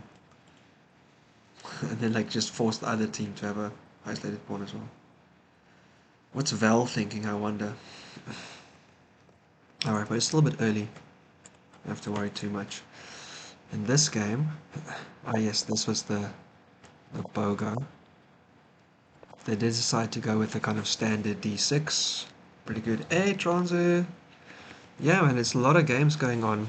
Not a lot of viewers, unfortunately, but I'm still really enjoying it. It's a lot of interesting games. We'll be sharing it with the players later on. Hopefully they're enjoying it. G4 was way too aggressive. G4 was very interesting, man. Way too aggressive. There's no such thing as way too aggressive, alright? Way too aggressive. Please. Castle, all good. Yeah, knight comes out. B4, B4. Yeah, I guess so. You also want to still maybe do your long diagonal plan, right? Rook E8. Rook E8, I think. Yeah, in the versions I know, I just play the queen up instead. Because it also connects your rooks. But Rook E8 is also a move for sure. Maybe it's the move. There comes the bishop. There comes the push. Oh, and the counter push. Okay, interesting. So, in this position, I quite like knight e5 for black. Knight e4 for black. Followed by maybe f5 and knight f6. Because you can cycle another knight through there if you have to. And that also allows you to bring this bishop around to the back diagonal if you have to. Okay. A5, and here we go. Okay, so this is actually the exact kind of pawn structure I was talking about. One of the reasons for this A5 move, normally it happens before B4, is that you want to have the C5 square for your knight, and then the A5 pawn kind of protects against it getting kicked. At least a little bit. Obviously not forever, but it's still a thing, right? Josie, you had a party? I was stayed at home and we watched some MMA with a friend of mine instead of the party. Damn. I went to Costco yesterday. I guess that's the closest I went to a party. But party sounds good, man. How was your game, by the way? I didn't end up watching it. That was yesterday because I went to Costco with my wife and friends. How did your game go? H3. Okay, H3. Fair enough. Alright, falling black. Ooh. Let's move on to the ScotchWhisky. Pope was doing amazing, by the way, yeah. Pope was doing great. We'll see their game in a second. Over here, right? Yeah, they're still doing good, I think. Let's just move on to ScotchWhisky quickly. Sure enough, because there's so many moves going. Okay, C3 we did see. Alright, this is the Dutch Rafael variation. That was really interesting to see. Yeah, so there, and then C3, H4. This is where we stopped. Fianchetto, Queen up.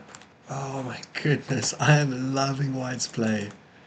I feel like they're just gonna throw their pawns up the board. I wonder how easy it is to make a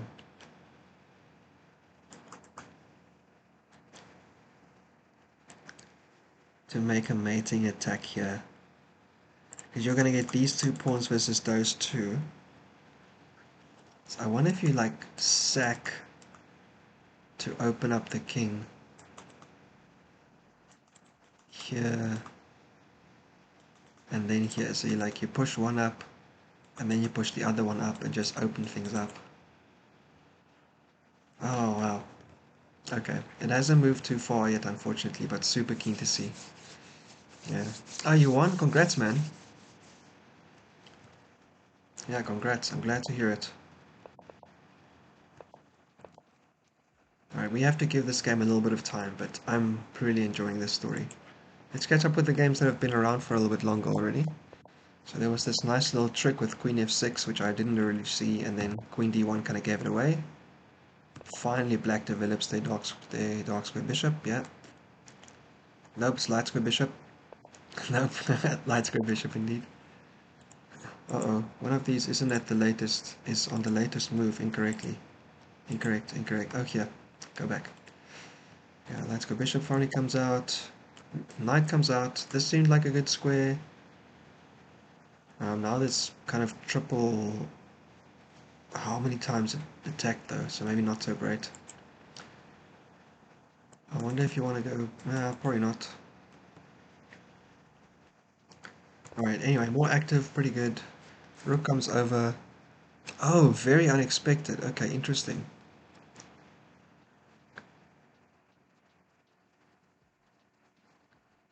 So you're gonna force. You force them to take because this pawn can't be protected efficiently. And you're also hitting the queen. So you have to take back, and then what are you pushing? To push the queen out of there? Take. Queen d6 just immediately gets out of the way. Is this what it was? I'm not certain. But now white does have the bishop pair. And they still actually have this potential long diagonal once they secure this d3 pawn a bit more.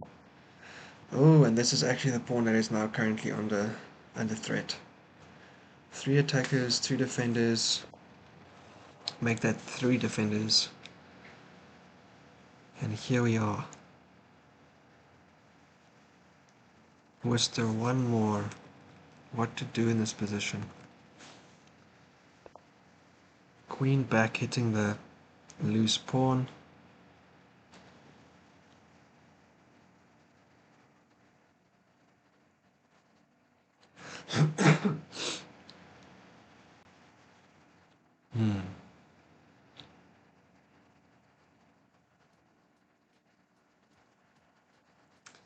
I mean, I guess you still have g5 that I pointed out earlier. The queen will be able to come in here, which may or may not be something you want.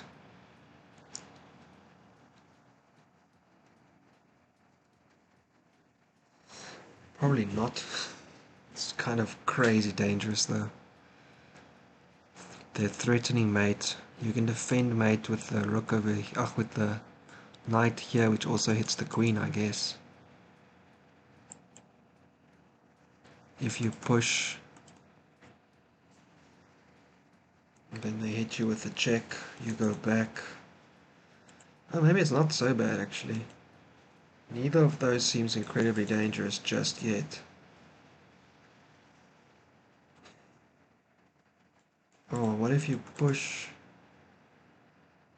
Oh no, because they can't pin it to your king, yeah. I was going to say if they go here, you threaten to come in, but you're actually just hitting the knight. So I think this looks kind of okay for white as a way to go.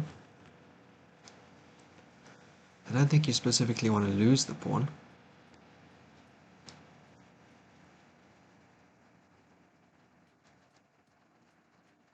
I guess you have also got something like this, just immediately defending it.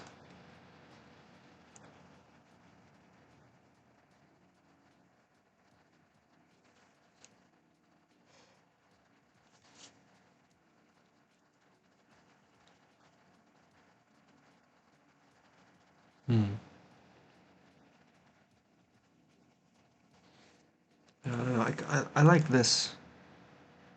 I like that it takes more squares away and it blocks up this diagonal a bit. This knight doesn't look like it's going anywhere anytime soon. Although maybe if you do this, they actually end up jumping the other knight in here. You have to take... Maybe if they take this way, you have to get out of the way. They attack your... I'm sorry, you have to go here. They attack your bishop and your pawn again.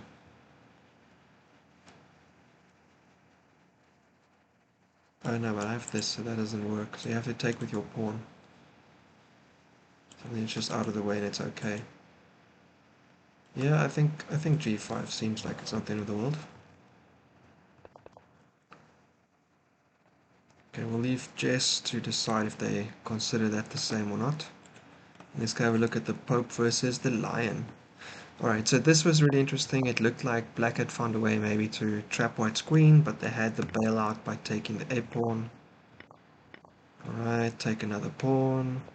Bishop comes back, take the other pawn, and somehow black has ended up with just a very, very clean game. You know, they've got the bishop pair, which still have to be developed, but you know, they have one very active knight, rook, and the solid pawn structure, and they're up, what, like 2 pawns? They're up a pawn structure and 2 pawns, and they have an active rook, and they have the bishop pair, so seems pretty good for them. Alright, looking to come in. Immediately just opposes the other light square bishop. I mean, you're probably just going to take, right? Nope. Takes the knight instead. Gets defended, then takes. Yeah, black is basically just, you know, up 2 pawns with the better, like, kind of aggressive piece. You probably just want to get your trades down to the easier end game, right? Very nice. Doubles up. Although I don't actually know where you're going with that right now. I think you still need to figure out which pawn you're moving at some point. And if they take, you can just take back. I don't think it's the end of the world to liquidate one of these pawns for one of these pawns. You know, white will end up with a isolated pawn. You still have your construction. Your king is still pretty safe because the G file isn't open, and it will take a long time to open it, if at all. Maybe even this way. Seems a bit silly, but you can always play c5 eventually if you let the pawns get locked up this way. Seems like it could be good. Alright, so attacks the pawn on the side, just opposes the rook immediately, attacks the bishop, opposes that as well, runs all the way out. Okay, here we go, finally. Pushes d5, which also allows the bishop to come out, which will be good. And this is where we're sitting now, so Juandeleon needs to figure out what they want to do in this position. Could be slightly tricky, right? What to do in this position. You don't want to take, but you're going to have to either take or not. You can't not do anything. You have an easy check, but it doesn't really do any much. Alright, king up. I like it. Bit more active, get the king into the position. And also, I mean, if they take, that's kind of weird. They're isolating their own pawn, so that doesn't really seem like it's going to happen.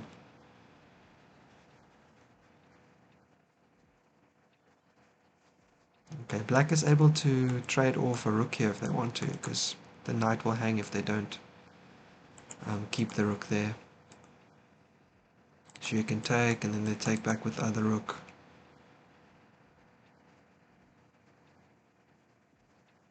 And you can just do the same thing again here. If they hit there, you can go out to defend. You can also just move the bishop actually, because they can't get to it. And then the knight has to move, or it needs to be defended.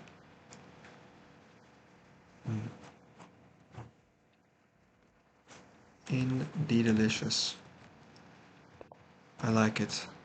I want to keep moving because I still want to get back to secureonion and Val's game for a little bit.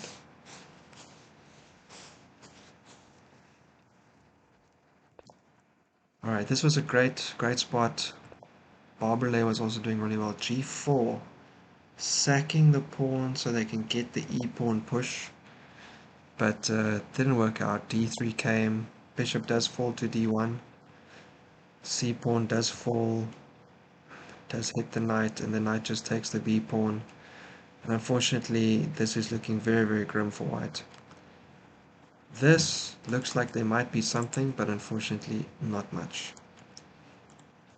Right, rook a2 hitting the knight.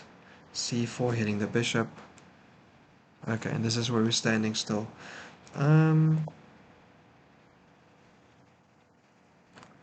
Instead of c4, I think you could have also just pushed, because they take, and then you promote, and they take, and then you check again, and then you still have these pawns, so you can come back and sit behind them and push again. They do take, they do take. You know, it's okay. I mean, it's probably still fine, but, you know, take here, push, you have to come back and defend up a rook, right? So you're fine in winning in either situation, I guess. Maybe it's more a matter of style. Yeah.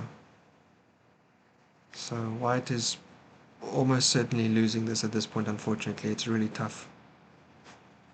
It's all gonna just come down to black not making some last minute unfortunate blunder. They should be able to finish this off. But we'll see. What would be useful for white right now? Here, here. There's no check at least, but I don't know if that really helps that much. Not much, probably. Very unfortunate. Right, back to Vel, back to Vel. Let's have a look. Velo! Here we go. Yeah, they did take with the pawn, isolating their d-pawn. Unexpected. Oh, that's your...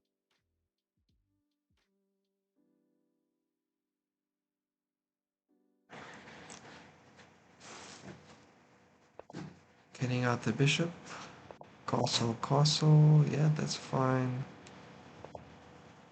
Getting out the bishop to defend the isolated pawn. Just have a second here. So it looks very much like they chose to take the isolated pawn because they had this option. They just didn't go for it.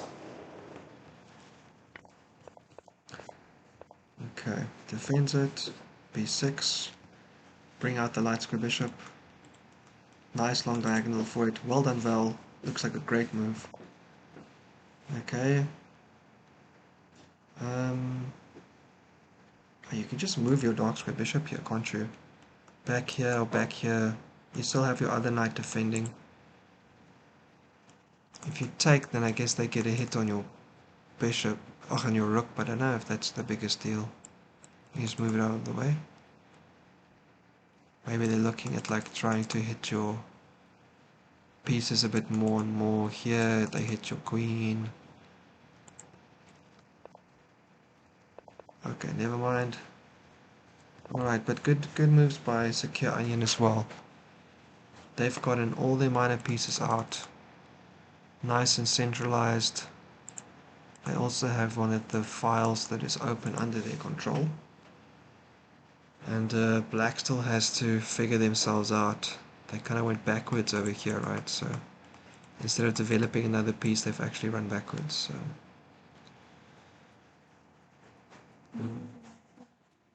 Hello? No, it's okay. I don't need. Thank you. It's also okay. Either one is fine. I'm not too bothered. Yeah, I was going to say, I really want to see bishop b7. Because now it's easy to take this knight if you have to. And it's currently being double attacked, so probably they'll just end up taking themselves. You can sort out the situation a bit more. You can get a knight onto d5. You know, just blocking the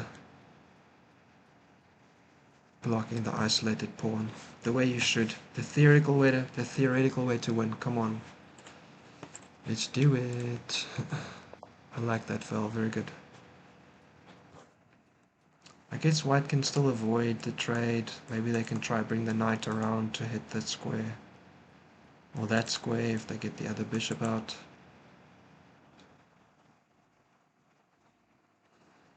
I don't think they specifically want to trade. They've avoided this trade already twice.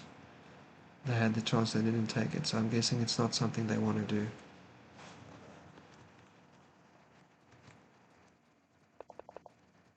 Yeah.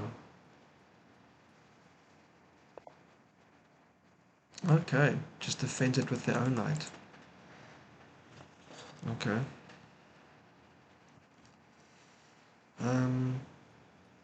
So what's the point? If I take, you take with your bishop. So they don't have time to jump the other knight in because... Okay, but hang on, that's gotta be bad for white because you're the isolated queen spawn player. You don't want to trade off all the minor pieces on the board. So if I take, take, take, and then attack you again, if you take, then we've only got one set of minor pieces left on the board and you still have an IQP. If you don't take, I can blockade. Is that the word? What's the word I'm looking for? You can blockade the isolated pawn. So I, I feel like this is the wrong way to think about it for white. I mean, I'm not an IQP expert, right? I'm just kind of thinking about what I know about it. My feeling is that you need to keep more pieces on the board if you're the IQP player because it's an aggressive attacking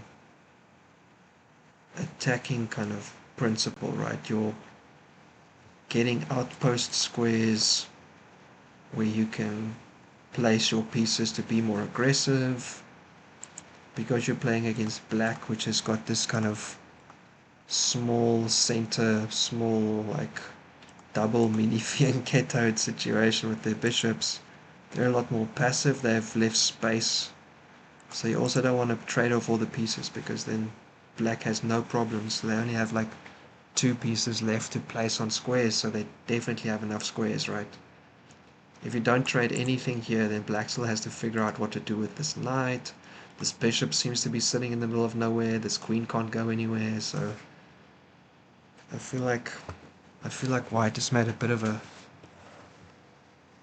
like a principal mistake, like a fundamental whoopsie. Hey Martin. Hey, good evening, man. Do you miss the load shedding? We have stage 6 this weekend. Oh my dude, I do not miss the load shedding. When I brought the wife back to South Africa and I explained to her what was happening with load shedding, she was like, what? How is that possible? How does the whole country not have enough power? Yeah, I'm glad to hear that it's still going, man. That's very nostalgic. But I'm very glad that I'm not the one dealing with it. So good luck. Yeah. I'm only going to be on for a little bit longer. I've been catching a few games, but I also have a bit of a cold, so I think I need to go to bed and have a nice nap in a bit. I was just considering that white being the one with this isolated pawn, I don't think they should be trading off minor pieces too much. But yeah, there it is on the board. We will see. I'm going to move along a little bit. Here we go in this position. Oh, yeah. So this is the BOGO. And then we finally see the V-shaped pawn structure on the board I was talking about, and the knight, and the whole idea of having pushed e5, h3, h6, queen over to c2. Maybe looking at some entrance squares here, maybe something there. Not sure what you want to do with that. I mean, you can bring the bishop as well, but I don't know. Not so sure what the point of that is. Queen c2. Okay, and black actually... Oh, okay, so black isn't going to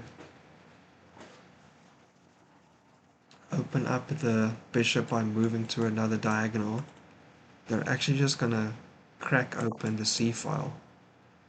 Okay, but white says, nah, no c-file. How about we have half open D c-files instead?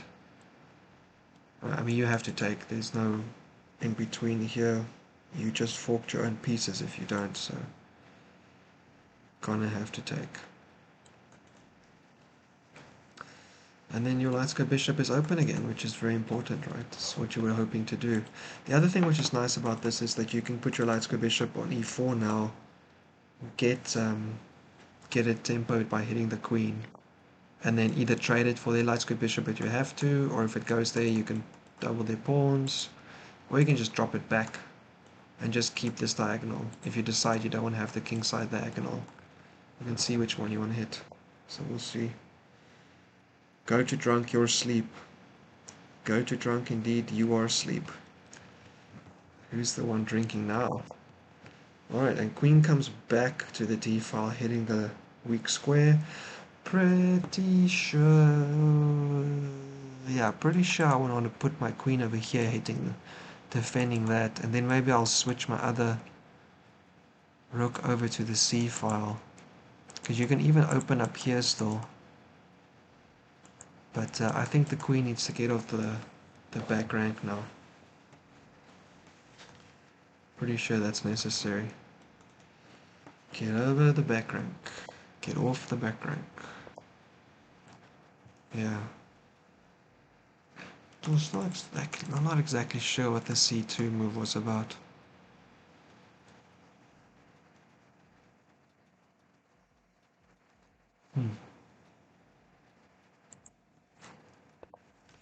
Alright, we'll continue along then, as they try to figure out how they want to do this.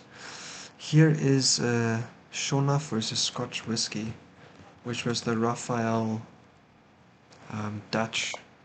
Super interesting way to play. We were here, yeah, queen e2 was the last move we saw. Knight jumps backwards to come over to the king side. h5, keep on going. Knight d5 takes that open square.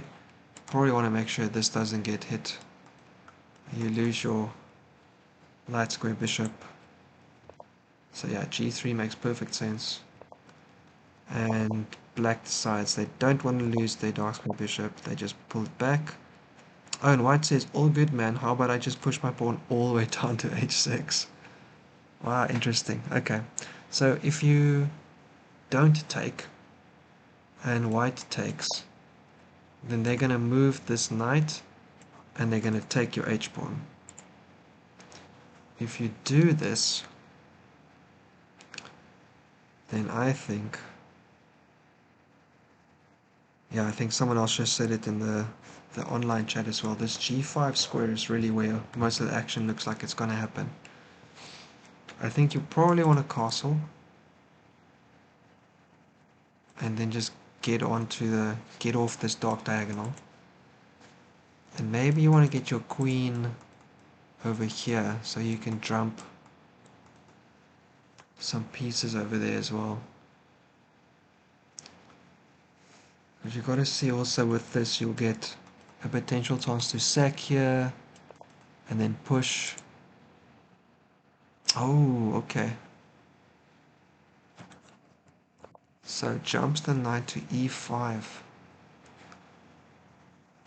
If you sack this way and then push,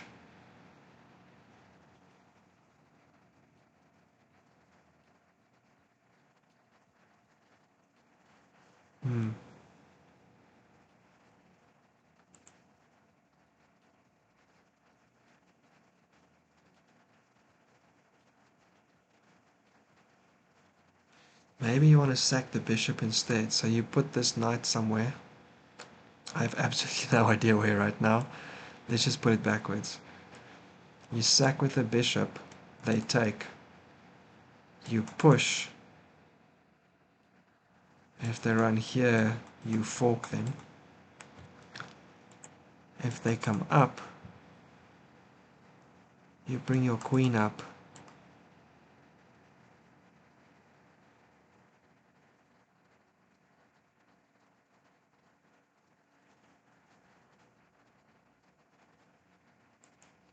Maybe you just need your queen to be on the dark diagonal there instead, actually.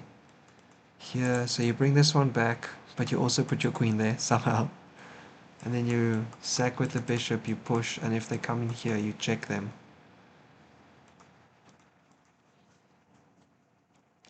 And they literally have one square that's worth running to. And then that's mate. Oh my goodness. Alright, you just have to do one impossible move and then you've got it. That's very easy, right? No one can struggle with that. Let's go back. Okay, here we go. Last we saw... Oh. Last we saw... was this. Alright. Oh wow, okay, yeah. So they jumped the other way though. So extra defense on this square. And also defense here. Bishop comes over, it's going to hit that rook. Rook goes over, defends the pawn some more, gets out of the diagonal. Queen comes back across. Oh. Now hitting this pawn again. It's protected enough though. Also hitting this kind of diagonal, I guess. Also opening up the rook. Because of what I just saw, I'm pretty sure that means they can jump the knight there and they can take with the rook if they need to.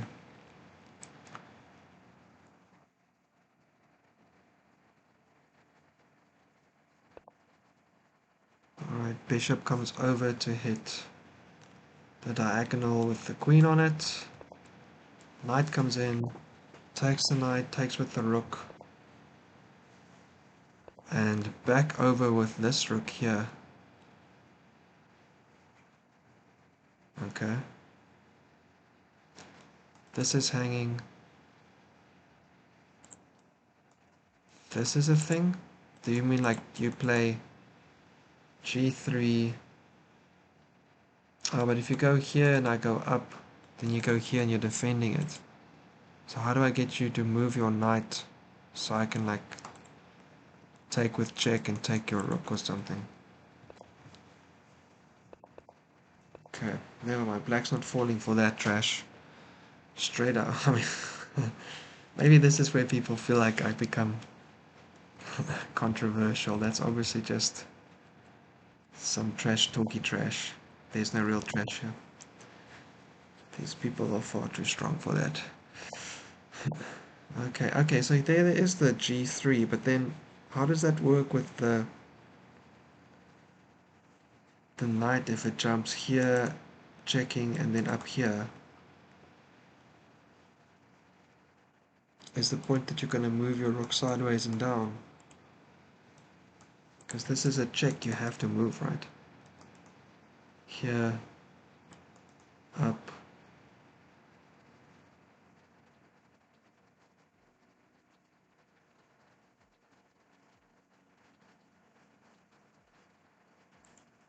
I don't know, I mean, they're ridiculously strong, but I don't really see the G3.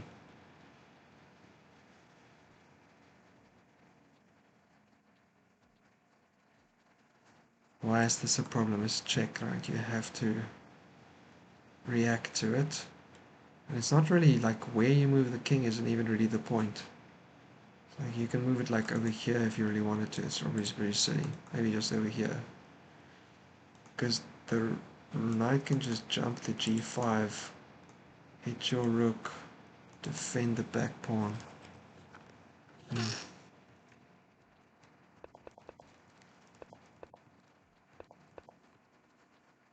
Interesting. Juandeleon. Okay, hang on. After this, and then move the king up. Rook a3, yeah. So basically they have to defend, you can take, and you can do it again because you're still hitting the knight. And then you can do this, and you can put your bishop over there. Okay, so they do trade off. So black is really just simplifying into this kind of endgame that looks like it's winning. Okay, and still, yeah, white doesn't want to take. There's no reason to, and if black takes, they kind of mess up their pawn structure. There's an isolated pawn. g4, king up, f3, king g6, knight e2. Trying to hit some stuff, maybe. I'm not sure. Although, even this, I wonder if maybe black's fine. Just if these guys drop off, black's still up 2 pawns, right? Even if one of them is doubled. So if you take these off, just take the 2 minor pieces off, and then black plays f5. I'm gonna take one of the pawns, right? And if you take, and I take, and you take, and I take, then I'm still up 2 pawns. So it's gonna be really difficult for white to find a way to keep this. I think. I wanna go, oh, okay, hello. This game actually ended then. Let's see. Let's took the pawn. This is where we stopped last. Okay, they did decide to take b3, they did push, king up, and they promoted, took an extra pawn, and forked the bishop, the rook and the rook and the knight. Oh, and I see once again Mongrel Tigers in the chat saying that they are doing a study of this game. I don't know if Mongrel Tiger is in certain people's teams, but they've been quite active in doing this kind of analysis. Are they even... No, I don't see them on the list of players. I wonder if they're like a coach for some of the players, maybe. Could be. Interesting. Let's quickly jump over to the analysis for this game. Oh my goodness. I did not realize it was this.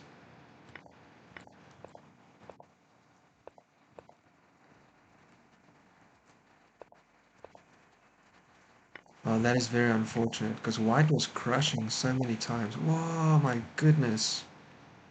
This move just won a piece, guys. I didn't even see that either. I completely forgot that the king was on the light square diagonal. Just +5. Very unfortunate. So definitely both sides had chances to win this game, but black was the one that came out on top in the end. Yeah, really the most interesting part was this, where this kind of cluster in the corner. Yeah.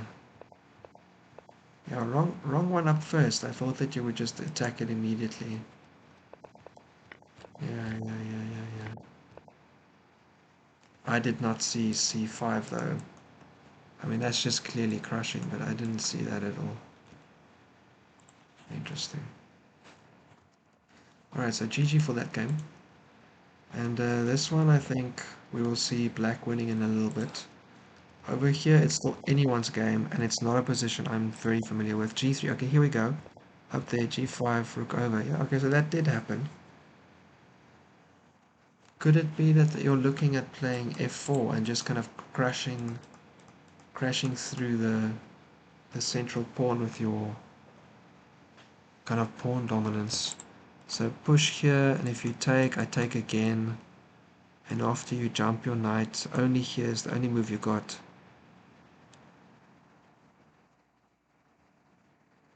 I'm double attacking this. So then I think I have to take, maybe take with your queen.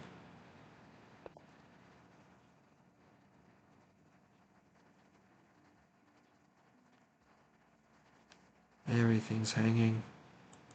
Push, take. Push, take again. Got the check. Oh man, okay, that's not going to happen, but that seems interesting. So there's still enough defense here though, I think. For now. But I guess there's also this idea of just winning your queen. So gotta be careful of a sack here and here. And then queen on d1, it goes bye-bye. Yeah, these guys are playing some serious games. What else were we watching still? Hang on, I want to get to Val's game last. Yeah, so back here in the middle, finally queen e7. Rook over, attacking that again. Oh, attacks the queen and defends the pawn. Queen up, f5, yeah. And here I think the move is just knight f6 from the back, knight df6. just getting that knight into a more aggressive, well, a more useful position, also doubling up to defend that knight. They take, you can take again, they can also take with your, oh no, because then they take here, so you probably just take with your knight, and then once they push, you might have to think of some other plans. Oh, here actually, that's very nice, because you'll hit here, so even if they take, you can first take with check, and then take twice, and then jump the knight somewhere. I don't really know where, to be honest. Somewhere.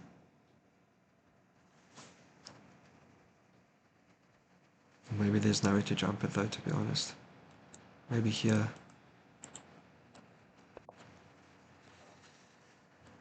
Pretty sure this is the move though.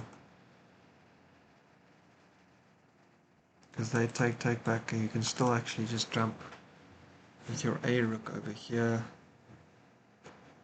keeping the pawn safe if you need to. It is nighty-night time for me, I think. Right. I mean, so many of these games are just getting to the end now. You've traded off all of these. Oh, interesting. Okay, you're pushing there instead. I really think you just... Okay, instead of that, I really think this was just the move here.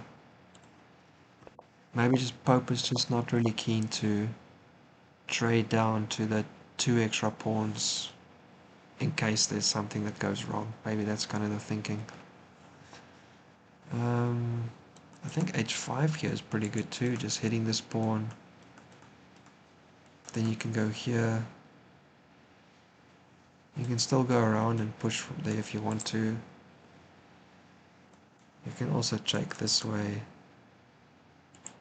Here actually right now in this position you can probably push and then push again, or you can push, take maybe once, and then push again.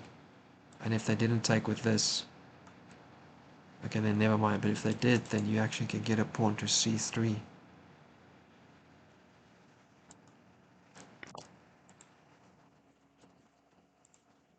In this game,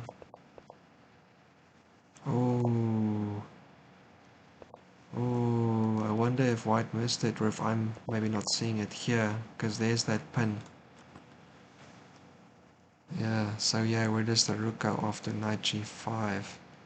Someone was asking that originally, but now it looks... White might have dropped a pawn, unfortunately. I don't think it's losing, right? You still have enough defending stuff, but there might be some... What do you call it? Like a domino effect, where a few things just kind of start dropping in a row. Gotta be careful. Take, they're gonna take with their knight.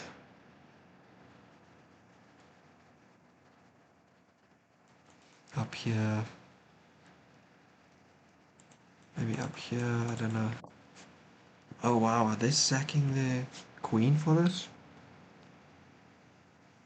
That's pretty amazing. Yeah, Omert on the chat.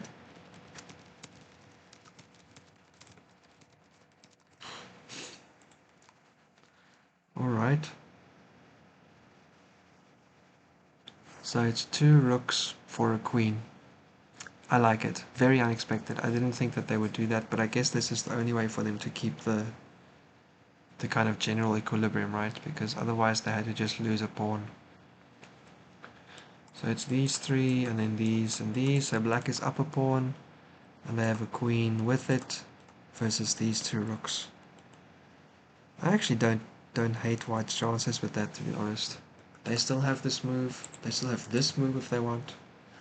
Although maybe this is better considering they now have to contend with a queen that can come in and kind of make their life unhappy. So I think, yeah, I think here, and bring the knight over finally to do something else. Oh, you're gonna lose this pawn, but still. Otherwise maybe you push the queen around a bit first before you jump out with the knight.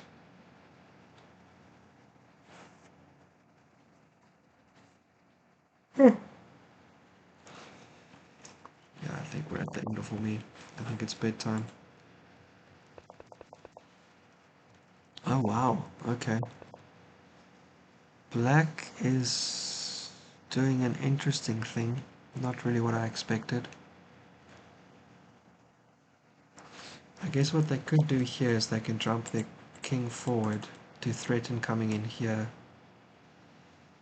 And they can also get their bishop around to kind of like mess with this a bit, but now they've got no way to break here, so their extra pawn in the back is actually worth nothing.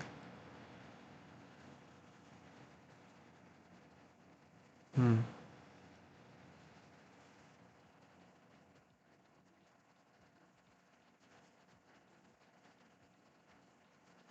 I really think you gotta be careful giving away all your pawn breaks. This is still the one that black has though, h5. But it's not like a clean winning pawn break. You just, maybe you get your king in on the side of the board.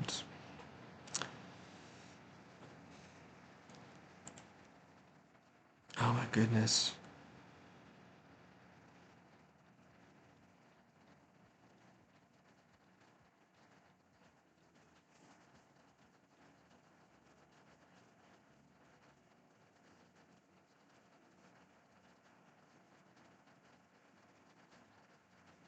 I don't really like what black has done with this. I don't know if it's still winning for them, but for me it looks less and less clear that it is. In this position, this game, crazy stuff. Okay, yeah, just getting out on this. Maybe playing f3 at some point to defend the pawn. Scotch, that Raphael variation where they played h6, so we did see that. g6, we did see that, and we said that g5 is a really important square right now. Okay, queen over, helping to defend. Finally castling, and c5, trying to crack open the center. Takes, gotta take with your pawn. And this is where we're sitting. Very fun game. Goodness me, this looks interesting. I still think you need to get this knight doing something else.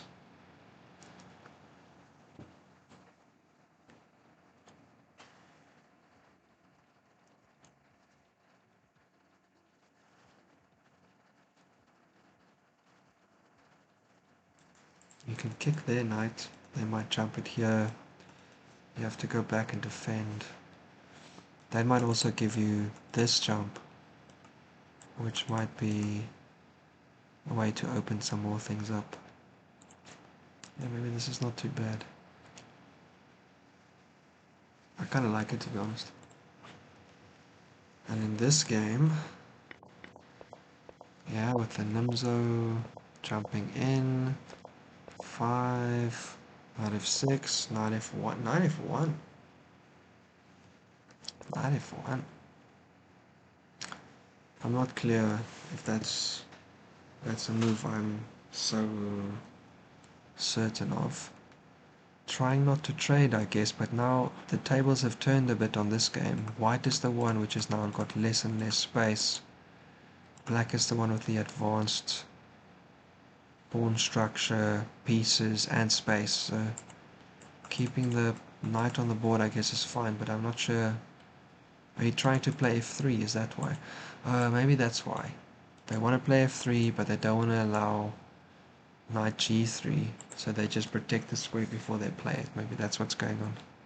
So it's not so much that they really don't want to trade, it's just they're trying to get a favorable way to kick that knight out. Because if they do, this pawn hangs, so... Rook 88 I think is still called for here. Just opening things up. Oh, sorry, just defending the d-pawn. And then if this happens, probably not the end of the world yet. This queen can also swing over to the c file to protect both of these pawns a bit. Yeah, from there you gotta put support both ways down the line. Alright, Val, this is it. I think I'm going to bed. So, what happened here? Did you take? Oh, I feel like you should take. You did not. Okay, fair enough. Queen up. Second knight out. A3. A6. Finally takes, and takes back with the knight. Which is best? Taking with the knight opens up your light square bishop again a bit more. And maybe you put your queen there, I guess. I don't know why you would specifically want to do that. Your dark square bishop is still back here. Taking with your dark square bishop. Maybe it's just about this. It feels a bit too scary on the king side, so you'd rather take with the knight because it's better defensive piece. Alright. What to say? I think that is going to be it for me for tonight, though. I actually think we've got more and more games going on. I will just do an honourable mention because I can't watch those games now. I'm a little bit too sleepy. It's bedtime for me. But I will just quickly open them out to say that we do see them. Here's one game: Goirish versus andrewrimmer. C4, knight f6, g3, 6, c5, knight 6, c4. So this is now like a Tarrasch, I think. Takes, jumps the knight. I'm not sure if that's quite the right way to go about it. Is it? Because if they take and take back, then you trade off and then you go here. Oh, okay, they're just like, never mind, I'm not going to. What did I miss?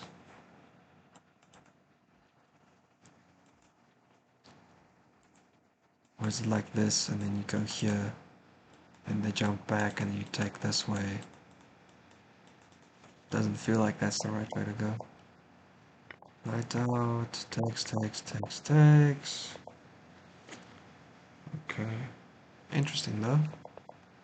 White is currently down a pawn, unfortunately. And this game, a kid. I kid you not. Oh, okay, cool. And white is playing kind of what I've been playing against the kid because I'm not sure what to do against it. So I just play the Catalan, which is, this is called the Fianchetto attack, but it's just the Catalan setup basically, right? Yeah, b3, takes.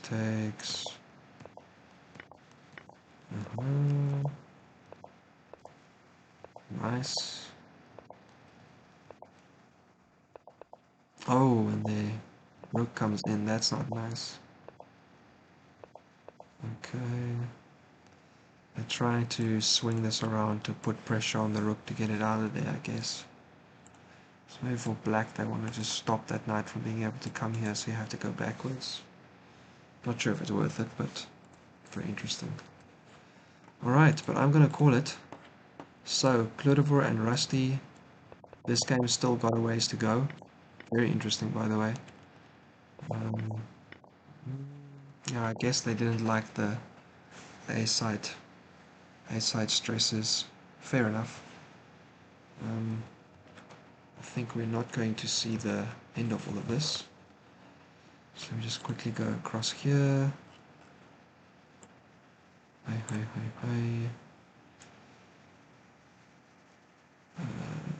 Baberle. Let's just try to see which games. Oh, Kluddiron. Okay, so Kluddiron and Baberle were the two games that finished while we were going. This one. Do we still have Lion and... Yeah, we do.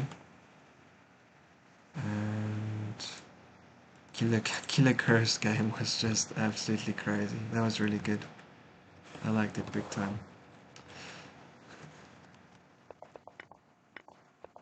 Okay. Wow, there's so much good chess here. I'm so excited to watch more of this, but... Yo, interesting stuff. Now you've got this, you're also pushing on this. You're also hitting that pawn over there. You can also kick this if you need to, so you could jump here or bring your rook in.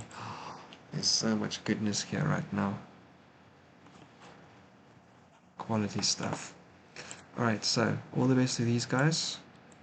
All the best to these people. All of them. I hope they have great games. The last little bits. No, I think black is realizing that they might have squandered the position slightly by... I wonder. Yeah, because the knight can just come here. It's there, here. Maybe you want to put your bishop here so you can do this. Here, they take, you push. They have to go sideways and you come in this way. Maybe that's still a way to do it. And you try to pick up the pawns, but then this one is still weak as well. Oh my goodness. I wonder if this is going to have to be a draw. Alright, this game, I kind of wish I had more energy for this one because this seems so interesting and complicated, hey? Ooh, what? Oh, because I can do this. Yeah. Oh my goodness. Crazy stuff. Okay, so I'm taking here because it's pinned to your queen. It's pinned to your king right now. I'm taking this. What can you do? Oh, what about this move? Oh no, wait, then I have this which hits both of them. Oh my goodness. So I'm gonna take which hits both of these and also threatens to unveil on your king.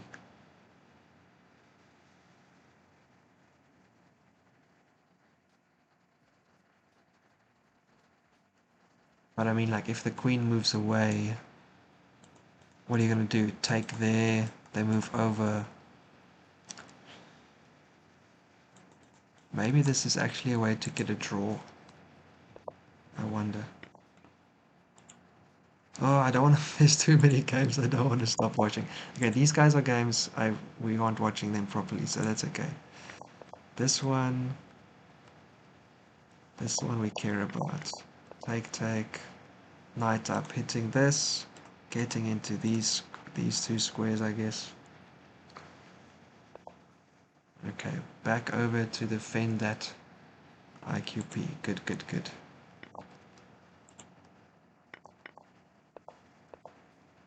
Okay, nice defensive resource. Oh goodness. Okay. I'm gonna call it. I just want to see what black does in this position. It's so interesting.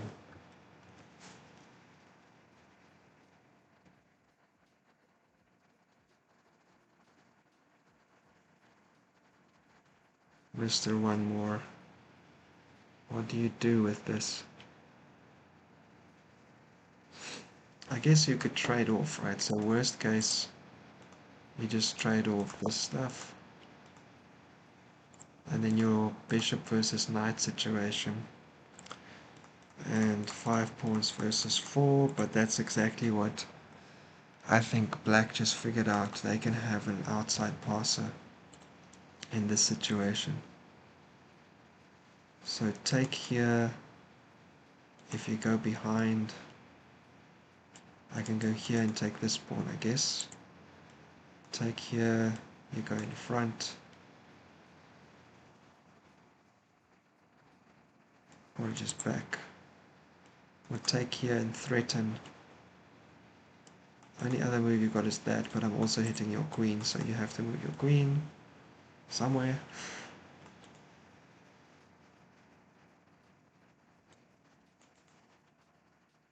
And it needs to be a way where I can't hit your... You need to move your queen somewhere I can't hit it. So actually that's actually kind of impossible. I think this might be winning for white. Can the queen move somewhere where the rook can't get it? I guess, like, no. it can go here.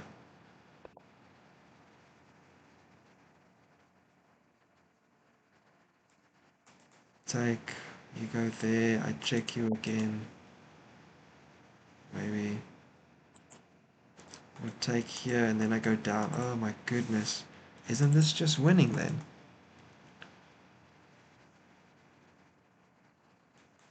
Oh, it's because you're going to take with your queen then. Okay. And then here, and you go back, and then black's actually just got 2 passes. Whoa, maybe that's the situation. So black's not trying to keep their queen. Black is just seeing that the endgame looks like it's winning for them. Oh, wow. Wow, wow, wow, wow, wow. For anyone who knows that reference. This game...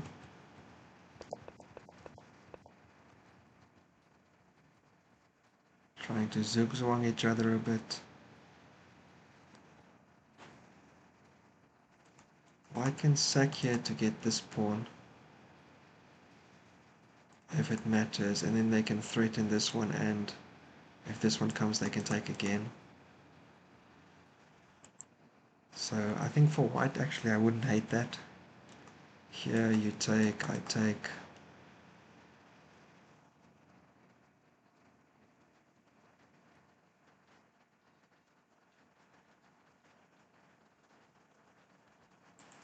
Maybe it's not the best, but feels like a way to try. Okay. Okay, okay. Found a way to go around it.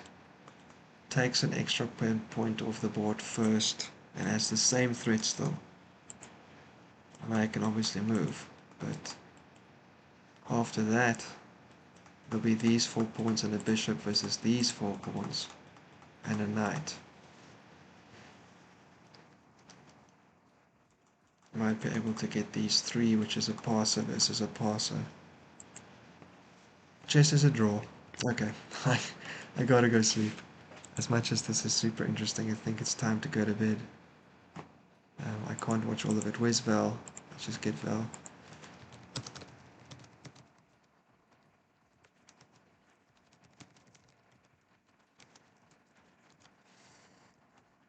What's happened here since? Tried it once. Came in and hit the bishop. It ran back. Alright, they're still playing pretty slowly. Oh, every time I look here, I just like, there's only so much time left. I can still stick around a while and watch this a bit longer.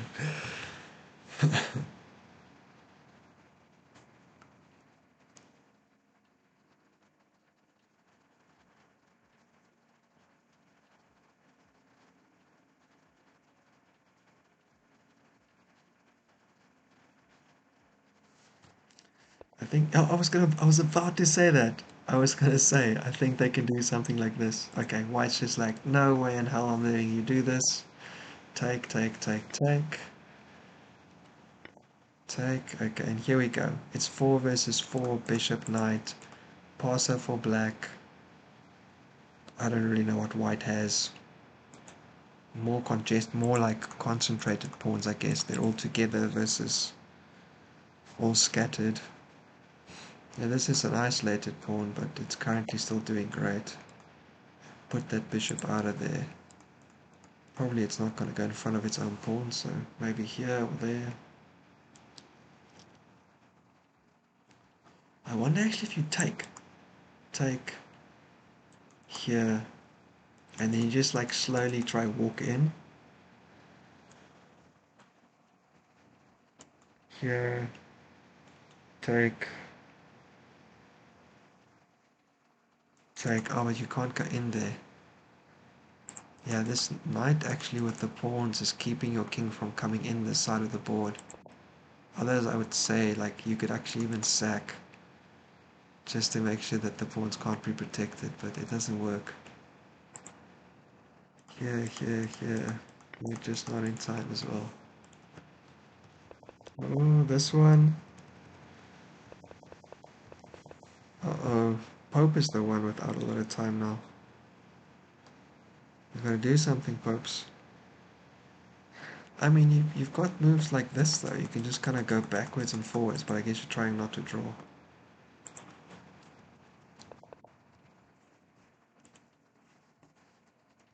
Okay, this game is going to continue, so I'm going to go. This game, oh my god, there's so much chess constantly. Never ending. Alright, I've said I've got to finish in the last like 20 minutes, so I think I'm going to call it Pope with your last final breath.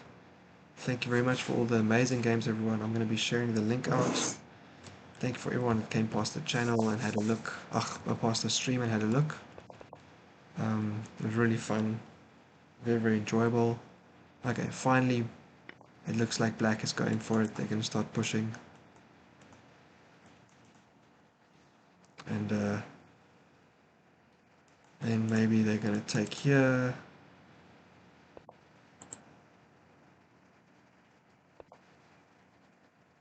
But they can't protect everything, so it's a bit of a tricky one. You can go there right now.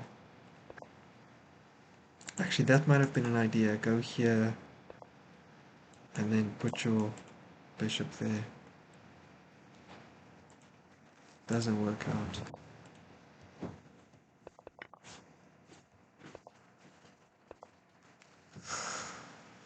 Alright, calling it. Thank you very much, everyone. I had a really, really good time. This was a lot of fun. You can see I'm enjoying it because I'm trying not to leave, but it's time to go. Be safe and take care, and catch you in the next one. Let's have a good time again next time.